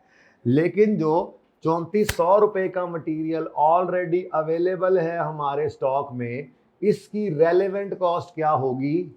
इसकी स्क्रैप वैल्यू या इसकी सेविंग जो इसने देनी है इसमें से हायर। ठीक है। तो scrap value forgone, scrap value अगर हमने इसको यूज किया तो ये स्क्रैप वैल्यू फॉरगो हो जाएगी। कितनी है? वो बोल रहा है closing inventory can be use by, ये बाद में करते हैं। और क्लोजिंग इन्वेंट्री रॉ मटेरियल की जो है can be sold in market at rupees. अब ये एज इट इज सेल हो सकता है, तो एज इट इज कितना पड़ा है? 10,000 केजीज। ठीक है। हमने कहा जी 10,000 KGs at the rate of rupees 160, at the rate of rupees 160। ये कितने पैसे आ जाएंगे जी? 16,000 ठीक है। 1600 रुपए आप अगर इसको बाजार में एज इट इज बेच दें तो कितना मिलेगा आपको? 1600 रुपए। लेकिन अगर आप इसको यूज करें, use in place of Rita, तो उस सूरत में आपके 9000 केजीज ऑफ रीटा ये नहीं खरीदने पड़ेंगे आपको, लेकिन एक रीटा मिलता है बाजार से, आंवला के रीठा 350 का रीठा एक मिलता है, और 140 रुपए भाईजन उसको रीठे की जगह इस्तेमाल करने के लिए, तो 200, ये 200, ये, हाँ यही तो कह रहा हूं, 350 माइनस 140, यहीं पे वर्किंग शो कर दी। बोलो जी, 1890। अब पहले तो ये फैसला कर लें हम कि हमने इस पड़े हुए मटेरियल का, अगर हम इस पड़े हुए मटेरियल का कुछ करना चाहें तो हम बेस्ट क्या करना चाहेंगे, इसको रीटे की जगह यूज कर लेंगे, और 1890 रुपए हमने क्या करना है जी, सेव कर लेना है। तो रेलेवेंट कॉस्ट बन गई हायर ऑफ, बेटा ये रेवेन्यू है, relevant cost will be RC, पता नहीं बात है कि समझ रहे होगे, relevant cost will be higher. Okay, अब अगर हम तो इसको नहीं रीटे की जगह इस्तेमाल करेंगे, हम तो नहीं इसको स्क्रैप के तौर पे बेचेंगे, बल्कि हम तो इसको, एक मिनट के लिए मैं जरा यहाँ लिख रहा हूं, फिर मैं इकट्ठा भी कर देता हूँ, ठीक है ना। हम तो इसको कहेंगे जी कंटिन्यू करो और इसको यूज कर लो, कंटिन्यू करेंगे तो ये यूज करेंगे तो ये रेलेवेंट कॉस्ट है, शट डाउन करेंगे तो ये रेलेवेंट कॉस्ट नहीं है। अभी मुझे ऐसे कराने दो, फिर मैं दूसरा ऑप्शन भी देता हूं, ठीक है, एक मिनट के लिए। हाँ जी,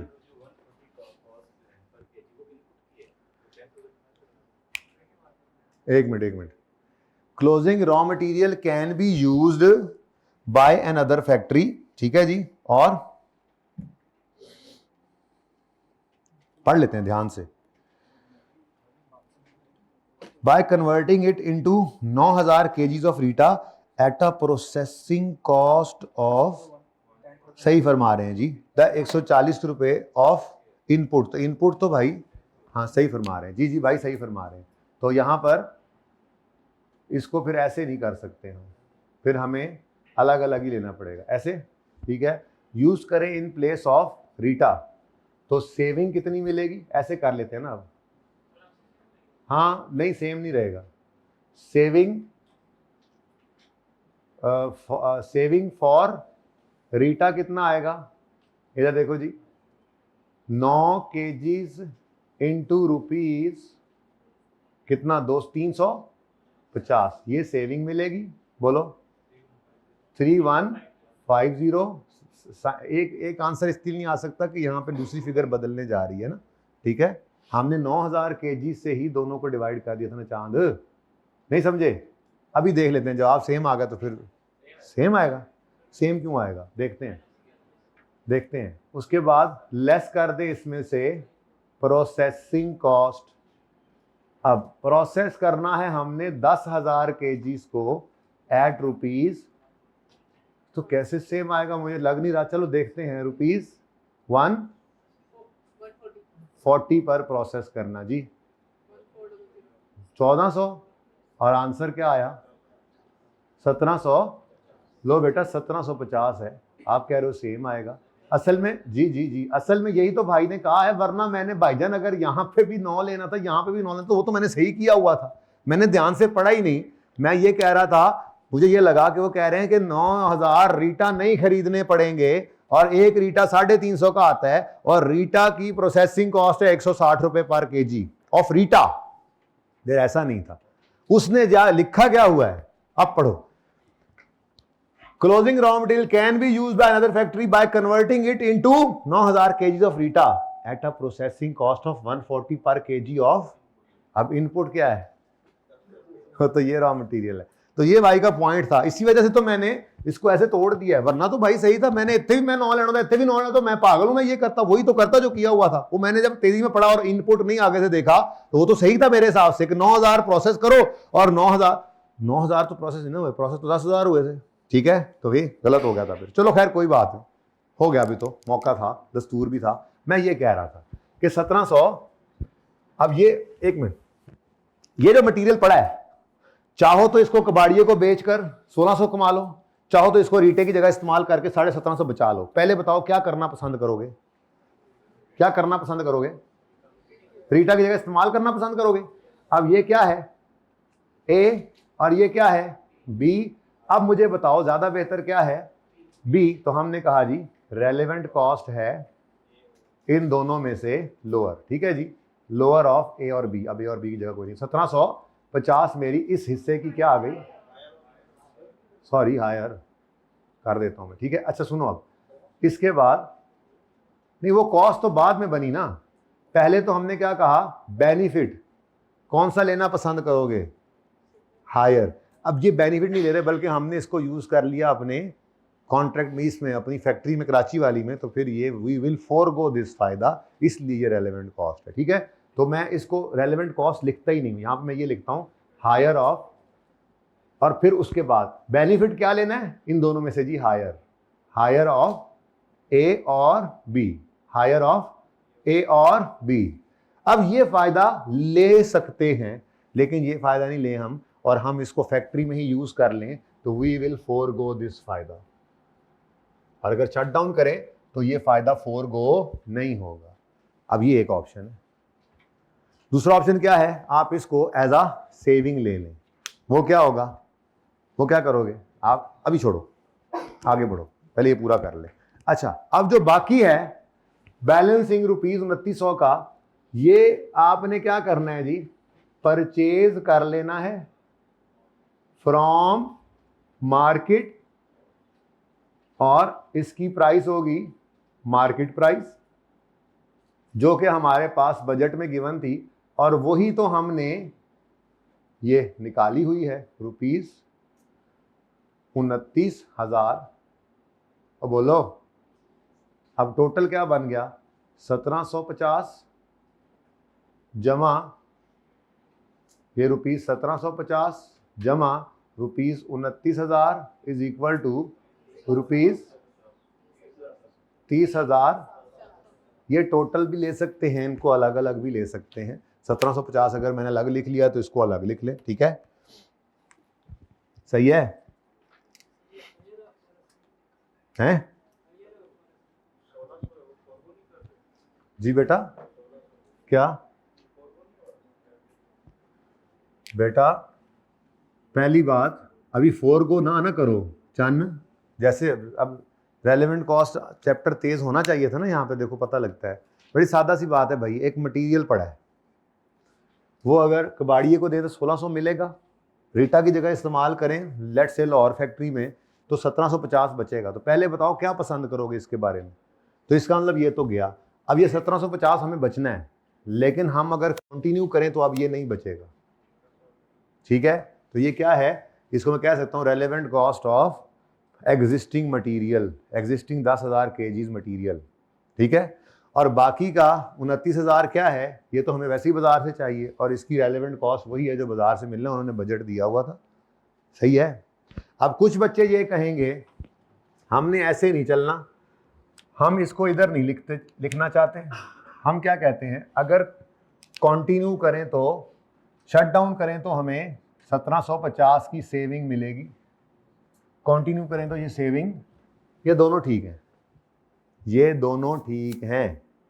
इस एग्जिस्टिंग मटेरियल के बारे में ये दोनों ठीक है, जबकि जो बाकी 29,000 है उसका तो सिंपल ही है, कंटिन्यू करो तो है, शट डाउन करो तो नहीं है। लेकिन इसके बारे में ये दोनों ठीक हैं क्योंकि ये एग्जिस्टिंग पड़ा है, बाकी तो खरीदना है ना अभी, इसलिए इसके बारे में दोनों ठीक हैं। लेकिन हम दोनों क्यों करेंगे, मैं तो अपनी तरतीब पे चलूंगा। ये कर सकते थे जिसने ये किया सिर्फ इसके बारे में अलग से, क्या saving in existing material, okay है, पर ये नहीं करना इधर सेविंग ले लो इतने कॉस्ट ले लो, ए देखो ये गलत है, ये गलत है।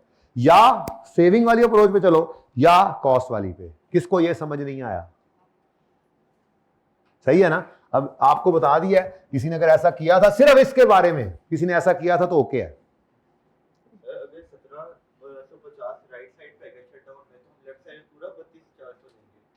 नहीं ना भाई, यही तो कह रहा हूं मैंने, 32,400 को छोड़ दो ना, ये है ही नहीं, चलो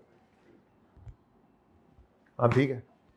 अब इधर देखो, पूरी बात सुनो, मैंने यहां पे लिखा कि relevant cost of existing existing material, ठीक है जी, relevant cost of existing material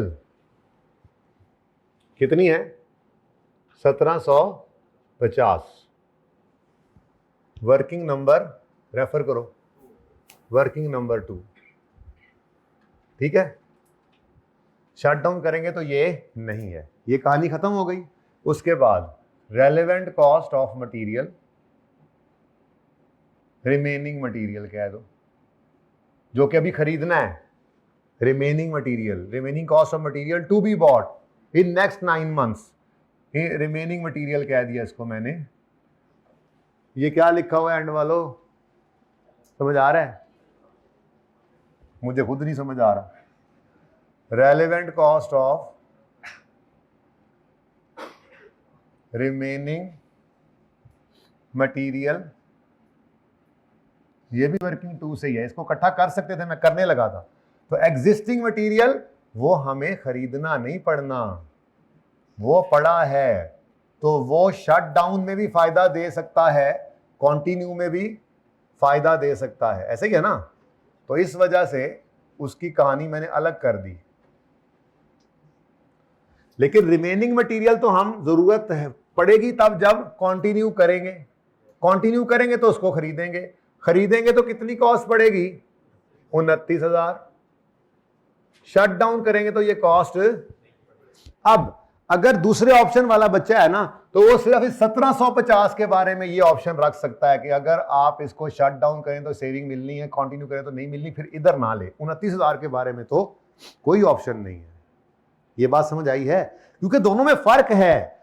10,000 KGs पड़ा है, खरीद चुके हैं, ये शट डाउन भी करेंगे तो हमें कबाड़िए को बेच के पैसे मिल सकते हैं, लेकिन शट डाउन कर दें तो क्या बाकी का 29,000 रुपए का मटेरियल भी खरीद कर कबाड़िए को बेचते फिरेंगे? और बोलो, ये फर्क है दोनों में, ठीक है? ये समझ आई अब बात? लेकिन मुझे ये पसंद नहीं है। आप कर सकते हैं यहां पे relevant cost saving from existing material, okay है, ओके है, बिल्कुल ओके है, कोई मसला नहीं है, ठीक है। मैं इसको इधर ले आया हूं। तो 1750 की अलग कहानी है और 29,000 की अलग। तो ये प्लस को छोड़ो अब, ठीक है? अब जी ओके, ठीक है। प्लस करते तो फिर ये दोनों यहीं पर मैं लिख देता इकट्ठे, 30,000। हाँ, ये बिल्कुल ठीक था, बिल्कुल ठीक था सिर्फ जी, लेकिन वो फिर आपको शायद समझ ना आता, इसलिए मैंने तोड़ के लिखा। लो जी, a tough point, one of the tough points, बस यही है टफ। तुम्हें यही लगा था? यही ज्यादा था? चलो शुक्र है। अच्छा, फिर अगर यही ज्यादा था, इसको पूरे को टिक कर लेना, फिर क्या ख्याल है?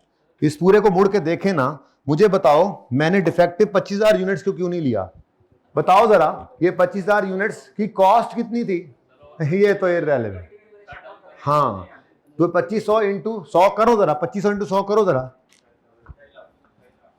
250 इधर भी आएगा। आप कंटिन्यू करें तब भी कबाड़िए को देने हैं, शट डाउन करें तब भी कबाड़िए को देने हैं, तो इसको लाल देना मेरे लाल। नहीं कंफ्यूज क्या, जिसने लिया होगा उसने दोनों जगह लिया होगा। मैं कह रहा हूं ये क्या है जी? Scrap value of defective units. अब ये दोनों जगह लें या ना लें, हमें से क्या? हमारी सेहत पे इसके वो असर नहीं पड़ता। आज 4:30 तक क्लास चली जाएगी। नहीं, सवाल होने तक क्लास चलनी है, ओके? जिसने जाना हो चले जाना, मैं अपलोड कर दूंगा, खबरदार।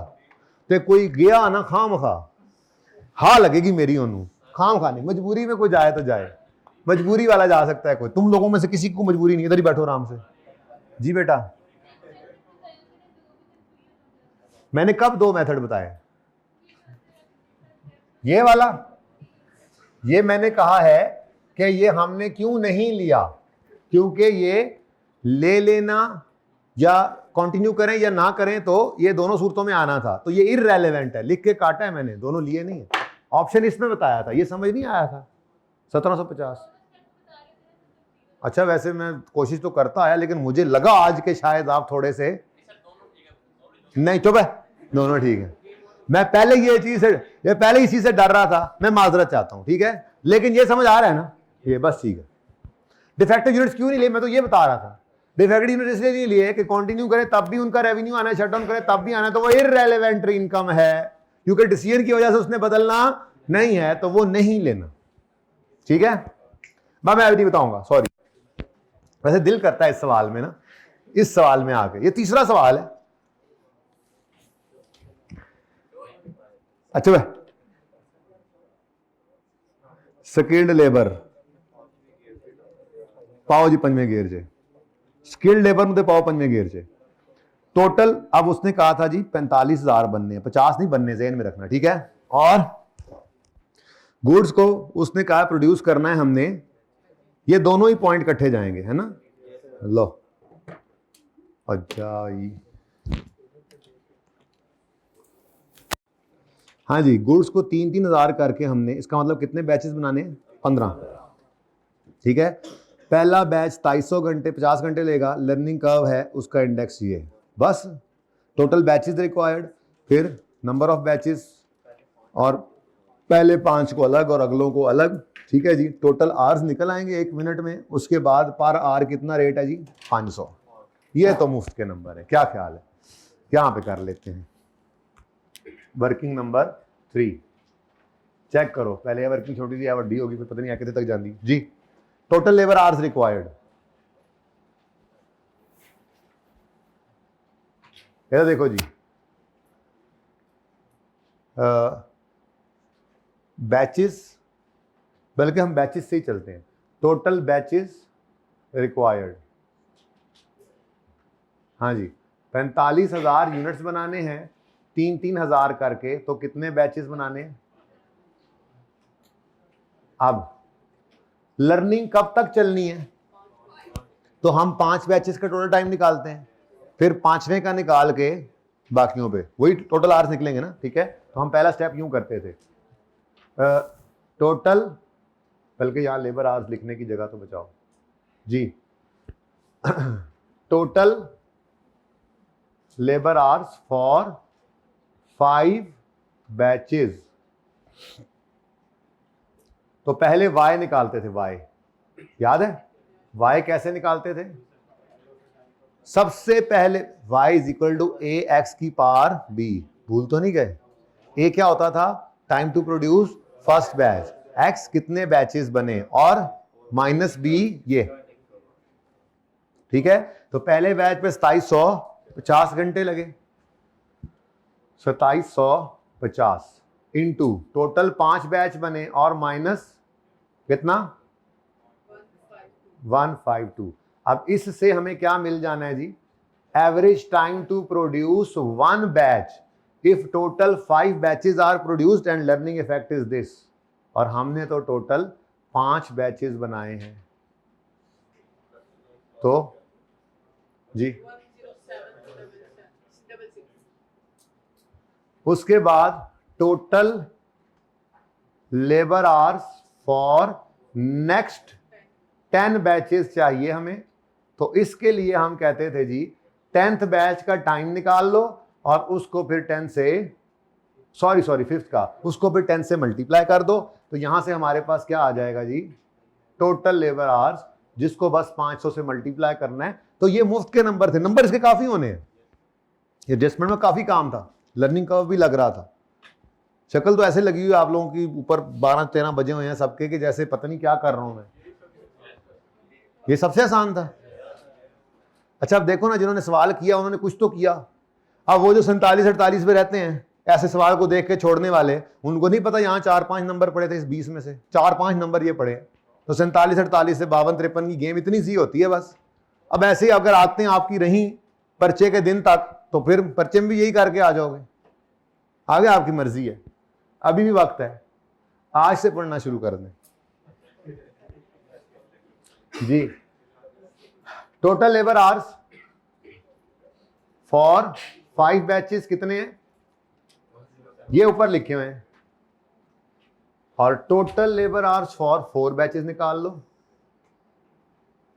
अब इस पे वो फिर फॉर्मूला लगाना पड़ेगा, y 2750 into 4 raised to power minus 0.152 average time to produce 4 batches. अगर 1 बैच अगर 4 बैचेस बने हो, ठीक है, और ये लर्निंग इफेक्ट हो, ये एवरेज टाइम आ गया। इसको मल्टीप्लाई किससे करना पड़ेगा? 4 से। आंसर 10। अब 8910 क्या है जी? 8 का, और 10,766 है, सॉरी 8910 है 4 का, और 10,766 है 5 का, तो पांचवें का इन्हीं दोनों का डिफरेंस है 1856 लेबर आवर्स। ये है total time for fifth batch. Fifth batch निकाला हम, तो वे 1856। अब वो लोग एंजॉय कर रहे हैं जो इस पूरे सवाल को करके इसको वर्किंग 4 कर देते हैं। ये वर्किंग नंबर 4 से आया, पूरा सवाल करके वो एंजॉय कर रहे हैं, बाकी तो ये परेशान ही बैठे, हो क्या रहा है ना? ये ना कहना हमें समझ आ रही है जी। 18560 ग्रैंड टोटल क्या बन गया? 29326। अब ये आर्स है, तो यहां पे हमने लिखा जी relevant cost of labour, relevant labour cost, तो 29326 है, 29326 लेबर आवर्स हैं। वर्किंग नंबर 3 में निकाले हमने, और इनटू 500 इस लेबर का रेट है जी। क्या किसके अंदर है? वेरिएबल ओवरहेड में है ना बेटा। वो तो इस डिसीजन को लेंगे ट्रेनिंग करनी है या नहीं, वो ट्रेनिंग की कॉस्ट अलग लेंगे। ये लेबर मटेरियल की कहानी खत्म होगी। 29,000 कितने? 326 घंटे लेबर ने लगाने हैं। अब इस लेबर को अगर ट्रेन, इन्होंने ये नहीं कहा लेबर ने टाइम ज्यादा कम करना है, कहते हैं कि उन्होंने नुकसान उधर ज्यादा करना है शायद। ये कॉस्ट नहीं कम होनी, वो मैं अलग पढ़ाता हूं, पहले ये कर लेने दो मुझे जरा मुकम्मल, ठीक है? बल्कि मुकम्मल तो हो ही गया, कॉस्ट लिखा है, अगर कंटिन्यू करें तो पहले लिखवाओ पूरा। 14663 कंटिन्यू करें तो ये लेबर कॉस्ट आएगी, शट डाउन करें तो ये नहीं आएगी। अब आके वो पढ़ते हैं, ठीक है? अच्छा जी, अब इसको पढ़ो। इफ ऊपर था कहीं, नीचे ही था, यही है। अच्छा, कहता है स्किल्ड लेबर को हमने हायर करना है 500 पे। However due to lack of training variable production overheads would increase by 5%। यहां पे कहीं पे लिखा हुआ है कि labour cost will increase, labour hours increase. तो जो चीज इंक्रीज कर रही है उसी को ही देखेंगे ना। अगर हम ट्रेनिंग दे लेंगे तो वेरिएबल ओवरहेड्स 5% से इंक्रीज नहीं करेंगे, और अगर हम ट्रेनिंग नहीं देंगे तो वो इंक्रीज करेंगे।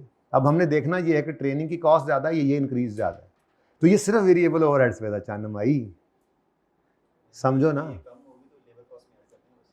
अच्छा, वो अलग ही रखो ना। इसको आप वेरिएबल प्रोडक्शन ओवरहेड कहो, ये है ही वेरिएबल। लेबर में कैसे ऐड कर लें? ये वेरिएबल प्रोडक्शन ओवरहेड्स हैं।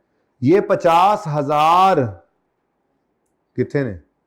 ये 50,000 यूनिट्स के हैं। यहां से पहले 45,000 करेंगे, फिर 45,000 को करके कहेंगे ये 10% बढ़ने हैं। ट्रेनिंग ना हो तो, ट्रेनिंग हो तो ये 10% नहीं बढ़ने। Very simple. इसका लेबर से क्या ताल्लुक? अलग रखो, अलग रखो, ठीक है? अच्छा, हाँ वो ये अब लेबर की ट्रेनिंग है, वो ऐसे कंफ्यूज करेंगे। इतना सिंपल काम चल रहा है, चलने देना, ठीक है? आओ जी, वेरिएबल ओवरहेड्स की बात करते हैं। अभी जैसे मैंने बोला है, आप ट्राई मारो, जल्दी करो। Variable production overhead without training मैंने निकाल दिए थे, विद ट्रेनिंग आप निकाल लें, जल्दी करें।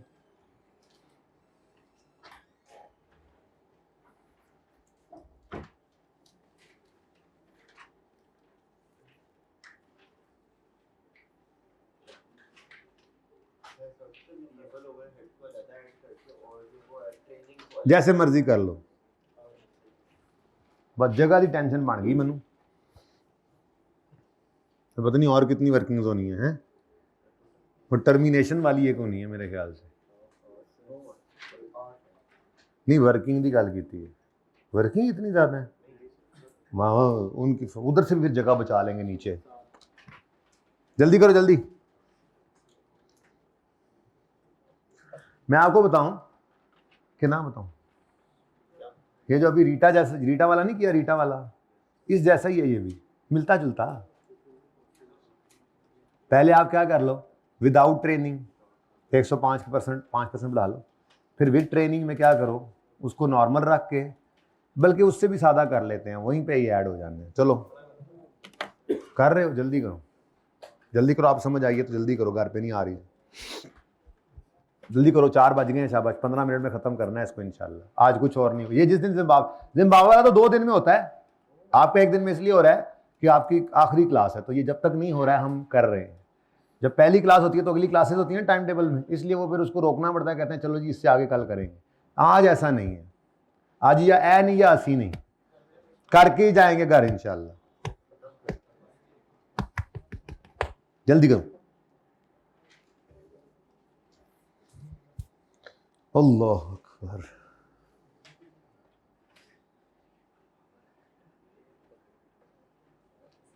दो लाइनों की वर्किंग थी, भैनों ते भरावो केड़े पासे टुर पे हो। वर्किंग नंबर 5,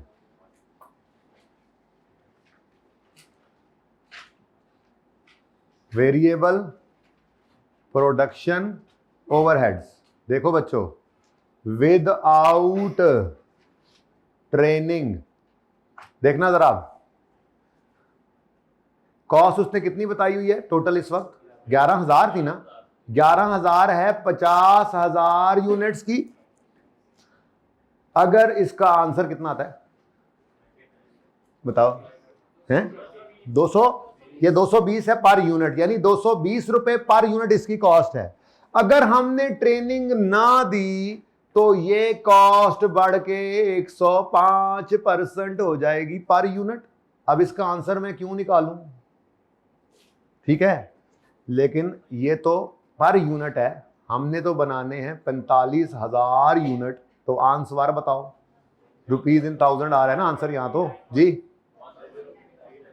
1039, यानी अगर ट्रेनिंग ना दें तो वेरिएबल ओवरहेड अब इतने आएंगे। अब दूसरा चेक कर लेते हैं, उसमें ट्रेनिंग ऐड कर देंगे, ठीक है, तो दोनों में से जो लोअर है वो कर लेंगे, ट्रेनिंग बगैर चलना है, ट्रेनिंग इतनी सारी गल सी, लेबर के साथ जोड़ने की जरूरत ही नहीं थी। जो चीज कम हो रही है ज्यादा हो रही है उसी को पकड़ो ना, ट्रेनर से ट्रेनिंग लेनी है तो लेबर आवर्स में तो लर्निंग लग रही है उल्टा। अच्छा, अब विद ट्रेनिंग भाई ये तो सेम टू सेम है ना, वो 220 भी उठा सकता था मैं वैसे। अब ये कितना आया 200, ठीक है, तो बोलो। अच्छा, अब ये जो 220 है इसको आपने मल्टीप्लाई, इसी 220 को मल्टीप्लाई कर देना है। क्यों क्यों क्यों, क्योंकि हम कह रहे हैं अगर हमने ट्रेनिंग दे दी तो इसने नहीं बढ़ना, लेकिन ट्रेनिंग की कॉस्ट तो पड़ेगी कितनी, कितना है आए 0.45 मिलियन, यानी 4,50,000। हम तो 1000 में चल रहे हैं, लो जी 10,000, हाँ भाई की फिर फैसला किया जे 10,000, वेरी क्लोज कॉल वैसे है ना। लो लोअर, ये ए है ये बी है, भाई ट्रेनिंग दे लो इनको, हैं ट्रेनिंग के 450 रुपये ट्रेनर को दे दो, बचत हो जाएगी, हैं। तो फिर ये रेलेवेंट कॉस्ट क्या बनी जी,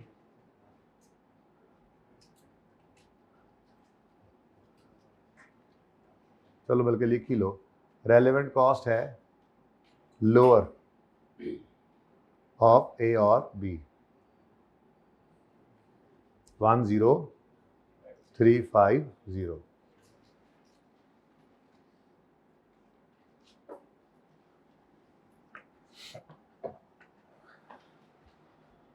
तो relevant cost of variable production overheads, working number कौन सा है जी 5।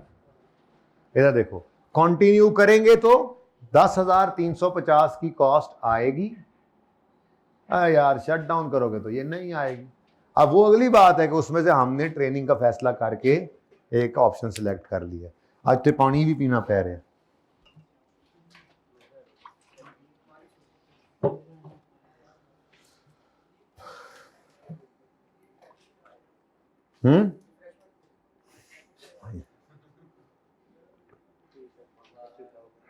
इधर आ जाओ, इधर जग पड़ा है पूरा उंडेलता हूँ, रिफ्रेश कर दूंगा पकड़े हुए।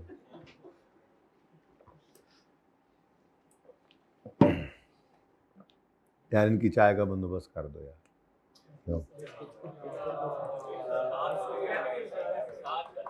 बाबा ठीक है ठीक है ठीक है ठीक है। अच्छा जी, जो चाय नहीं पीता हाथ खड़ा करें, निकालूं उसको क्लास से, बेअदब आ रही है। ऊंचा हाथ खड़ा करें, निकल जाए क्लास से। 1 2 3 4 5 6 7 ये 10 को जूस ले आना यार, बाकी चाय ठीक है। और जूस सही नहीं आजकल वैसे। अच्छा चलो नेक्स्ट। भाई 1 मिनट प्लीज चुप कर जाएं, ये वाला काम भी हो जाएगा, बड़ा आसान है। फॉल इन मार्केट वैल्यू, क्या ख्याल है? Fall in market value of plant and machinery. कहता है अगर आज बंद कर दें, वो तो ऊपर था कहीं, ये भी हो गया, ऊपर 2 पॉइंट रह गए अब बस। यानी वो सुपरवाइजर थे, वो पायन थर्ड पार्टी वाले है ना। ये रेंटल और पेनल्टी, रेंटल ले लिया आपने, ले लिया है ना? नहीं वो भी नहीं लिया, मुफ्त के नंबर रहते हैं। ओए ये हो गया है। अच्छा किधर गया यार वो? हाँ यही था।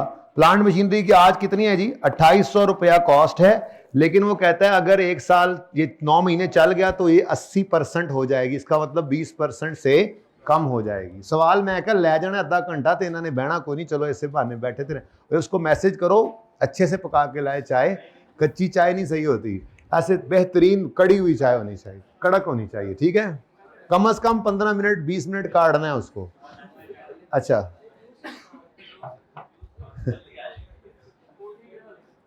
आपने खुद ही चाय का कहा था, मैं तो वह चाय मंगवा ली, अब वापसी नहीं हो सकती। एक बार अब तो जुबान से तीर निकल गया है, मतलब कमान से तीर।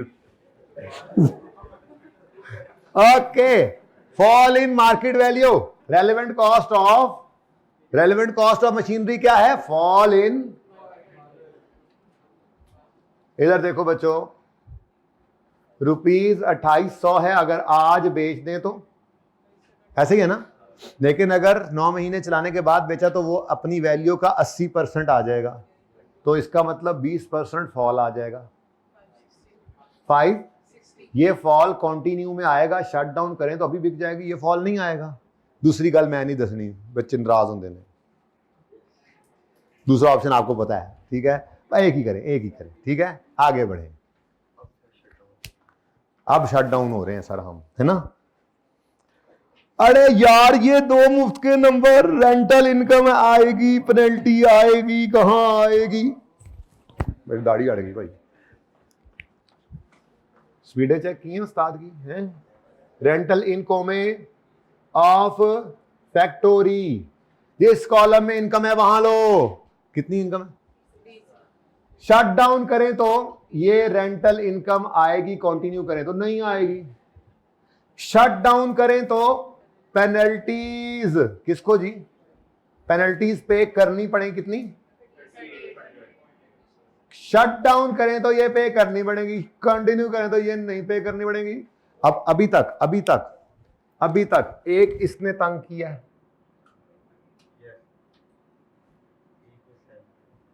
और एक आधा अभी जो तंग करने वाला है वो आ रहा है। बाकी तो सब, अब 20 में से 15 नंबर आ चुके हैं। अच्छा जी, आ भी गया तो आ भी गया, ले दे के अब रह गया जी सैलरी सुपरवाइजर की और दूसरा रीलोकेशन वाला पाइया। सुपरवाइजर के बारे में फैसला फरमाएं। अच्छा अगर आप लोग मुझे इजाजत दें तो ये सुपरवाइजर वाला मैं दोनों तरह, बल्कि सुपरवाइजर इधर से सुनो, नहीं दोनों तो चुप चुप चुप चुप चुप।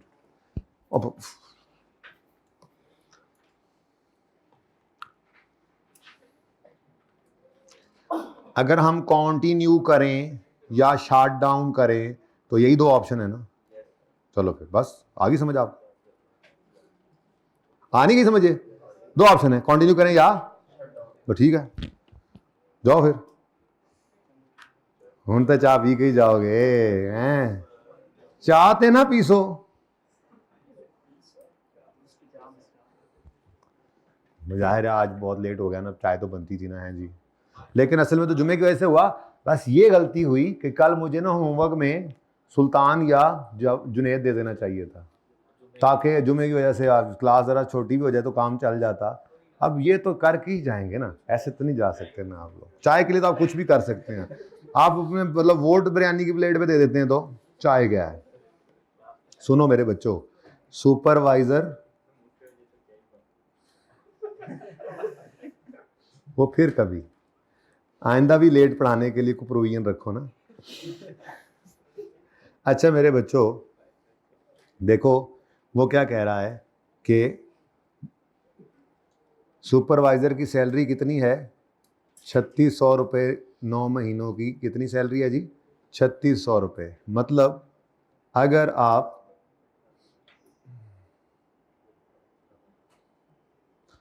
कंटिन्यू करें तो भी ये 3600 पे होना है, तो वैसे ही होना है। क्या ख्याल है? शट डाउन करें तो भी ये 3600 पे होना है। अब इसको ज़रा देख लो एक बार पढ़ के मैंने क्या लिखा है और आपने क्या, आपको क्या समझ आ रही है। कितने हैगा वो पॉइंट, कितने हैगा यार? हैं ये फरोजी रंग कर रहा हूं, इन दोनों को फरोजी रंग कर रहा हूं, फरोजी। ये आखिरी दो पॉइंट्स हैं चाय के आने तक, बस यही दो पॉइंट्स हैं, इसलिए चाय के आने तक आराम आराम से करते हैं। An amount equal to 12 months salary would have to be paid to factory supervisor. कब कब कब कब कब कब? When we will close the factory now. अगर हमने अभी इसको क्लोज कर दिया तो 12 महीने की सैलरी पे करनी पड़ेगी।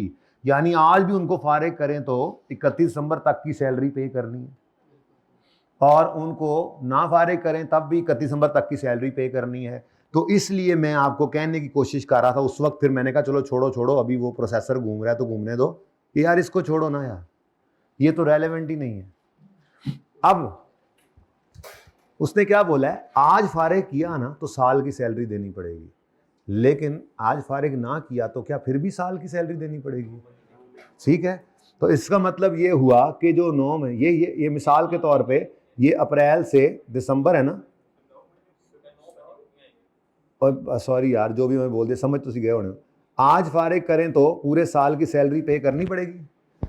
उस साल के अंदर ये अप्रैल से लेकर दिसंबर तक के महीने 9 शामिल हैं।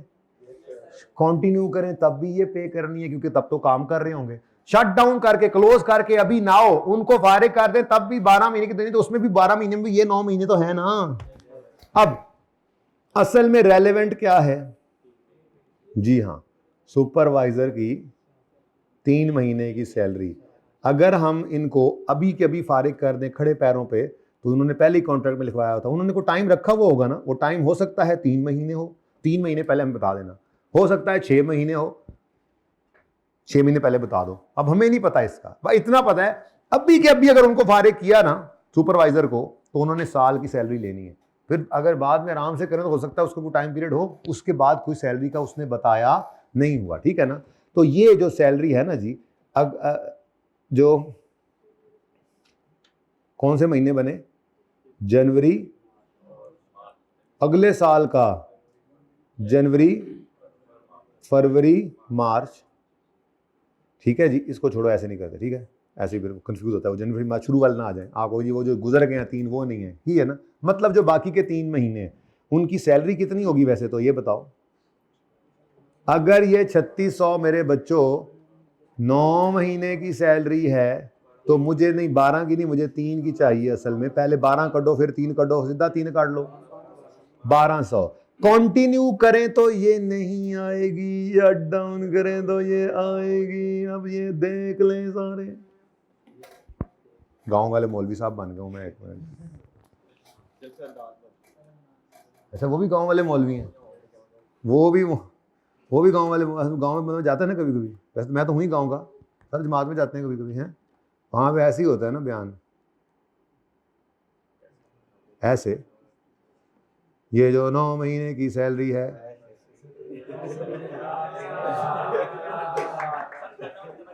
अच्छा तो भाई देख लो ये एडजस्टमेंट, ठीक है। अब आप कहोगे रोज लेट पढ़ाया करो, ये ज्यादा मजा आता है ना, भाई बहलाना भी तो पड़ता है ना। चलो चलो ये देखो पीछे तो देखो क्या हो गया, एडजस्टमेंट हो गई है।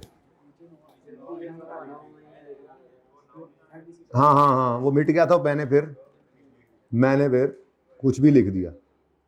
मैं कहा कुछ तो लिखो, खाली तो अच्छा नहीं लगता पर्चा। अब अगर आपकी इजाजत हो तो मैं वहां पे इसको जाके लिख दूं। ओके, तो सैलरी ऑफ सुपरवाइजर, ये दूसरी प्रॉब्लमैटिक फिगर थी, salary of Superman, salary of, अच्छा ये सैलरी ऑफ सुपरमैन निकली कैसे है, ये तो देखो, ये 3600 गिवन थी, ये जी 9 महीनों की सैलरी थी, हमने 3 महीनों की इससे निकाली। कंटिन्यू शट डाउन करें तो ये पड़ेगी एक्स्ट्रा, क्योंकि आज फारिग करें तो उसको पूरे साल के पैसे देने पड़ेंगे, कंटिन्यू करें तो उसने नहीं लिखा हुआ कि पूरे साल के देने पड़ेंगे, लेकिन कंटिन्यू करके तो वैसे भी 9 महीने सैलरी देनी है, शट डाउन करके भी नोटिस पे टाइप चीज 9 महीने की देनी है, तो ये क्या है, इररेलेवेंट। तो फिर रेलेवेंट क्या बना, जो एक्स्ट्रा 1200 देना है, तो शट डाउन करें तो वो एक्स्ट्रा देना पड़ेगा, कंटिन्यू करें तो वो नहीं देना पड़ेगा। The second problem child in this question, यानी पूरे सवाल में हमने ढूंढ डांड के, अच्छा जिनसे ये सवाल कुछ हो गया ना 50 to 60%, कोई था वैसे 50% सही हो गया, 50% वाले काफी हैं, 60% कम से कम 50% वाले, इससे ऊपर वाले भी बीच में हाथ खड़ा करें, कम से कम 50% वाले काफी हैं। अच्छा 40% वाले कुछ हैं, 30 वाले, अच्छा अब ये जो 50 और 40 वाले हैं ये बहुत अच्छा परफॉर्म करके आए हैं, ठीक है, लेकिन ये वही बच्चे हैं जिन्होंने एक बार समझ कोई नहीं आया होना, ऐसा सवाल एक बार समझ आता है पढ़ के, मुझे मतलब मजाल है, एक बार तो बंदा शुरू कहां से किया, वापस एंड तक आते आते भूल जाता है शुरू कहां से किया था, बीच में क्या आया था, दूसरी बार तीसरी बार, किसी ने चौथी बार भी पढ़ा होगा, फिर तो आधा सही हो ही गया ना, गिवन टाइम में हो जाता है। 20 नंबर का सवाल था, 20 नंबर 1.8 से मल्टीप्लाई कर लो, फिर 36 मिनट का सवाल है, तो आप इसमें 15 मिनट सिर्फ पढ़ते भी रहते, 16 मिनट, तो ये 16 दफा पढ़ लेना था, चलो 16 ज्यादा हो गया, 8 दफा पढ़ लेना था, लेकिन उसके बाद फिर आपके पास जो 20 मिनट थे वो कुछ भी नहीं थे, आसानी से 20 नंबर, ये 20 में से 10 12 13 14 नंबर आ सकते थे। सो प्लीज रीडिंग, इसीलिए मैं आपको सवाल पढ़ाया करता हूं, अब जो पहली बार कर रहे हो होमवर्क वाला सिर्फ जरा तेजी कर लेता हूं, ठीक है। तो ये प्रॉब्लम चाइल्ड हो गया, अब रह गया है जी लैद एकर कॉन्ट्रैक्ट लेबर,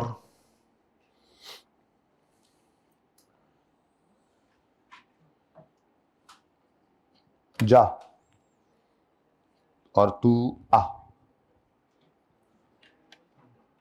क्या, वाह शेर बन गया, तू जा तू आ, क्या आजकल ऐसे ही शेर आ रहे हैं ना,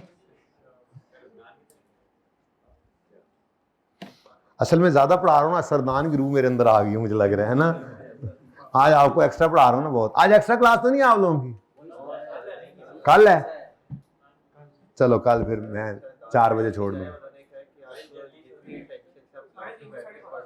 हाँ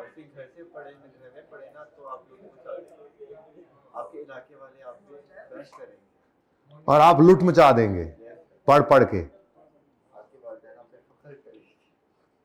रूहानी वालदैन भी करेंगे। अच्छा बेटा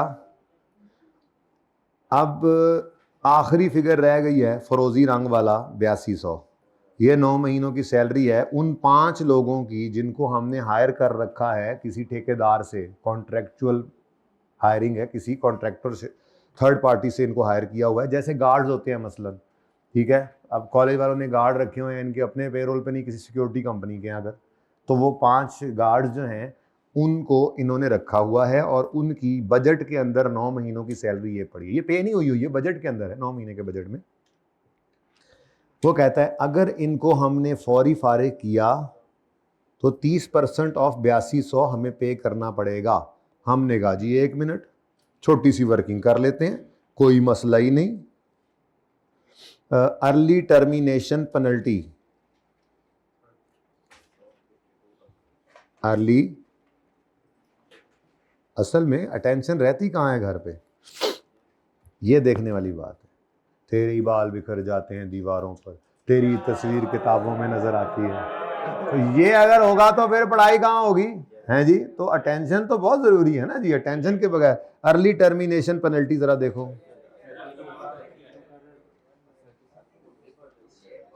अब असर का टाइम करीब है, जल्दी जल्दी बताओ कितना। इस शेर में शायर ये कह रहा है कि बंदे दे पुत्र बनया करो ते ध्यान पढ़ाई ते रखा करो, ठीक है ना। जहां किताब पे आंखें हैं वहीं आपका दिमाग भी हो, ये शायर कह रहा है, ठीक है। शायर कह रहा है कुछ गैरत करें, अम्मा अब्बा के हाल पे कुछ रहम करें, ये शायर कह रहा है आपको जी। 2-4। और अगर आप रीलोकेट करके इनको, प्लीज चुप करके रीलोकेट करें इनको, रीलोकेशन कॉस्ट टू लाहौर, तो बताओ क्या पसंद करोगे। अब इधर देखो जी, इनको 2000 रुपए पे कर दो और इन्हें कहो तुम्हें फारिग फूरिग कोई नहीं, कर ले, चलो शाबाश, चलो हमारी लाहौर वाली फैक्ट्री में जाके कमे लगो। अब इधर देखो बेटा, देखो जरा, देखो जरा, देखो स्टाफ, सेल स्टाफ था, sales staff salary of 9 months कितनी है जी भाई। कंटिन्यू करें ये वाली फैक्ट्री तब भी 8200 पे करना है, और अगर शट डाउन करें तब भी हमने फैसला कर लिया कि इनको लाहौर लेके जाना है, नहीं बच दे। इसलिए ये 8200 मेरे लिए क्या है, इररेलेवेंट। अब अगर रीलोकेशन कॉस्ट ना होती महंगी तो वो मैं बाद में करूंगा। अब ये बेटा दूसरा ऑप्शन नहीं है, सुन लो, इसका एक ही ऑप्शन है, वो अलग एक सिनेरियो बनाएंगे कि ये सवाल खत्म।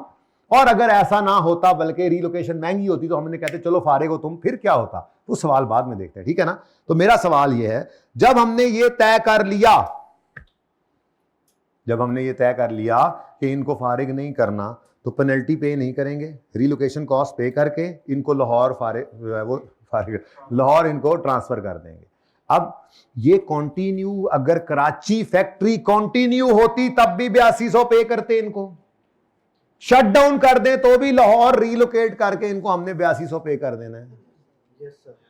नहीं समझ आई, हाय हाय हाय हाय, जागो जागो, सुबह हुई, उठो बेटा, आंखें खोलो। मैं ये कह रहा हूं कराची फैक्ट्री में ये लोग हैं, बोलो हैं कि नहीं हैं, पहले फैसला करें, इनको रीलोकेट करना है या फारिग करना है। इसका मतलब अब ये हमारे ही सारा है। अगर कराची फैक्ट्री चालू रहे, कंटिन्यू करें, तब भी ये 9 महीने सैलरी यहीं पे रह के ले लेंगे। और अगर हम कराची को बंद करके इनको लाहौर शिफ्ट तो करने का फैसला कर लिया, निकालना है नहीं ना इनको, इन्होंने नहीं निकलना। अब फैसला हो गया कि इनकी टर्मिनेशन पेनल्टी ज्यादा है, इनको रीलोकेट करना है। इसका मतलब ये अब हमारे साथ ही है, चाहे हम कराची की फैक्ट्री चलाएं तो कराची में काम करते रहेंगे, बंद कर दें तो लाहौर में काम करते रहेंगे। इसका मतलब ये तो क्या हो गया, रेलेवेंट ही नहीं रहा, क्योंकि लो भाई हुन समझ आई, लगा पता। ये 3 फिगर्स थी बस, सबसे कम तंग करने वाली मटेरियल ही थी, जिसको आप कह रहे थे यही है खैर में यही मटेरियल था, मटेरियल तो आसान था। अच्छा चले, अब सिंपल क्या, रीलोकेशन कॉस्ट क्या जी। लो मेरे बच्चों, कंटिन्यू करें तो ये नहीं पड़ेगी, शट डाउन करेंगे तो ये पड़ेगी। एम आई राइट? क्योंकि शट डाउन करेंगे तो ये कॉस्ट पे करके इनको लाहौर भेजना है, कंटिन्यू करेंगे तो ये कॉस्ट पे नहीं करेंगे और ये कराची में ही रहेंगे। ओके, तो रीलोकेशन कॉस्ट,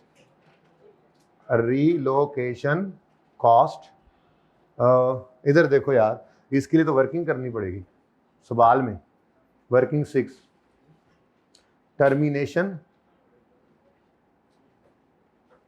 पेनल्टी रुपीस कितना था, 8200 का कितने परसेंट, 24, ऑप्शन ए ये है।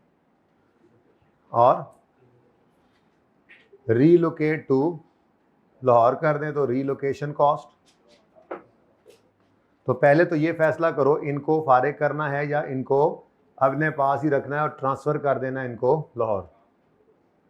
तो हमने कहा जी इनको चूंकि सस्ता है ट्रांसफर करके लाहौर में काम कराना, काम तो उधर हो ही रहा होगा, तो इनको भेज दो उधर, ठीक है। तो फिर रेलेवेंट कॉस्ट क्या हो गई, लोअर ऑफ ए और बी। ठीक है जी, और समझ आई जे। अब ये 2000 रुपए कंटिन्यू करें तो नहीं पे करने पड़ेंगे, शट डाउन करें तो जाहिर है फिर उनको रीलोकेट करने की कॉस्ट तो भरनी पड़ेगी ना जी।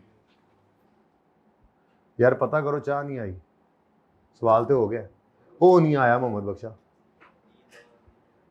हाँ ईद भी आ गई हूँ, कहना यार नहीं आया हाले तक जी। मौत का फरिश्ते की बात कर रहे हो, वो तो किसी वो ईद का थोड़ा इंतजार करेगा यार आपका। अच्छा जी, कड्डो कड्डो नेट रिजल्ट कड्डो, कुछ रहा तो नहीं क्या वैसे जी। 17927 पॉजिटिव, 13,000 भी कंटिन्यू करें तो 17,000, शट डाउन करें तो 13,000। तो एडवाइस क्या देंगे जी, कंटिन्यू करने की शट डाउन करने की? हाँ अल्लाह का वास्ता है कंटिन्यू कर लो, है एडा तुसी रोड़ा पाया है लिखें। अच्छा अब कल नहीं लिख रहे थे ये, हैं आज थोड़े खुश हैं आज लग रहा है मुझे। हाँ जी, ZL should continue to operate at as it gives incremental benefit। ऐसे भी लिख सकते हैं, एक तरीका लिखाता हूं, एक दिल में आ रही बात। ZL should continue to operate as it will give incremental, और मेंटल इधर देखो, इंक्रीमेंटल बेनिफिट ऑफ रुपीज। इन दोनों का डिफरेंस कितना है, कितनी देर है भाई? दरवाजे पे 2 मिनट ज्यादा होने को, आ जाओ बच्चों ने जाना है जी। As it will give incremental benefit of rupees 2, और ये निकाला कैसे है, ऐसे, इन दोनों का डिफरेंस 17,927,000। ऐसे भी आप जवाब लिख सकते हैं, या लिखा हुआ आपको मिल सकता है, कभी उससे परेशान ना हो जाना।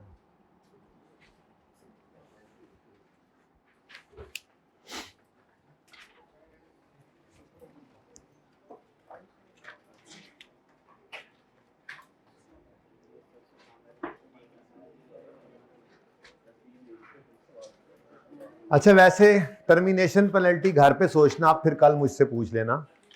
टर्मिनेशन पेनल्टी अगर कम होती और रीलोकेशन ज्यादा होती तो क्या असरात पड़ते, इसी के ऊपर मैं कल समझाऊंगा, आज नहीं। ठीक है, अब बस आज के लिए इतना ही। हाँ आप लोग जो है वो सबसे अहम बात तो मैं भूल ही क्या करनी, सुल्तान, मुल्तान सुल्तान आपका होमवर्क है, नंबर है इसके, ये बहुत उससे तो कम छोटा सा सवाल लग रहा है, उससे 15 नंबर का सवाल है, 10 को नंबर ले लें इसमें से, कमाल हो जाए, करेंगे ना इंशाल्लाह। चलें ठीक है जी, आज के लिए इतना ही। जिंदगी अगर रह गई तो कल मुलाकात होगी। अल्लाह हाफिज।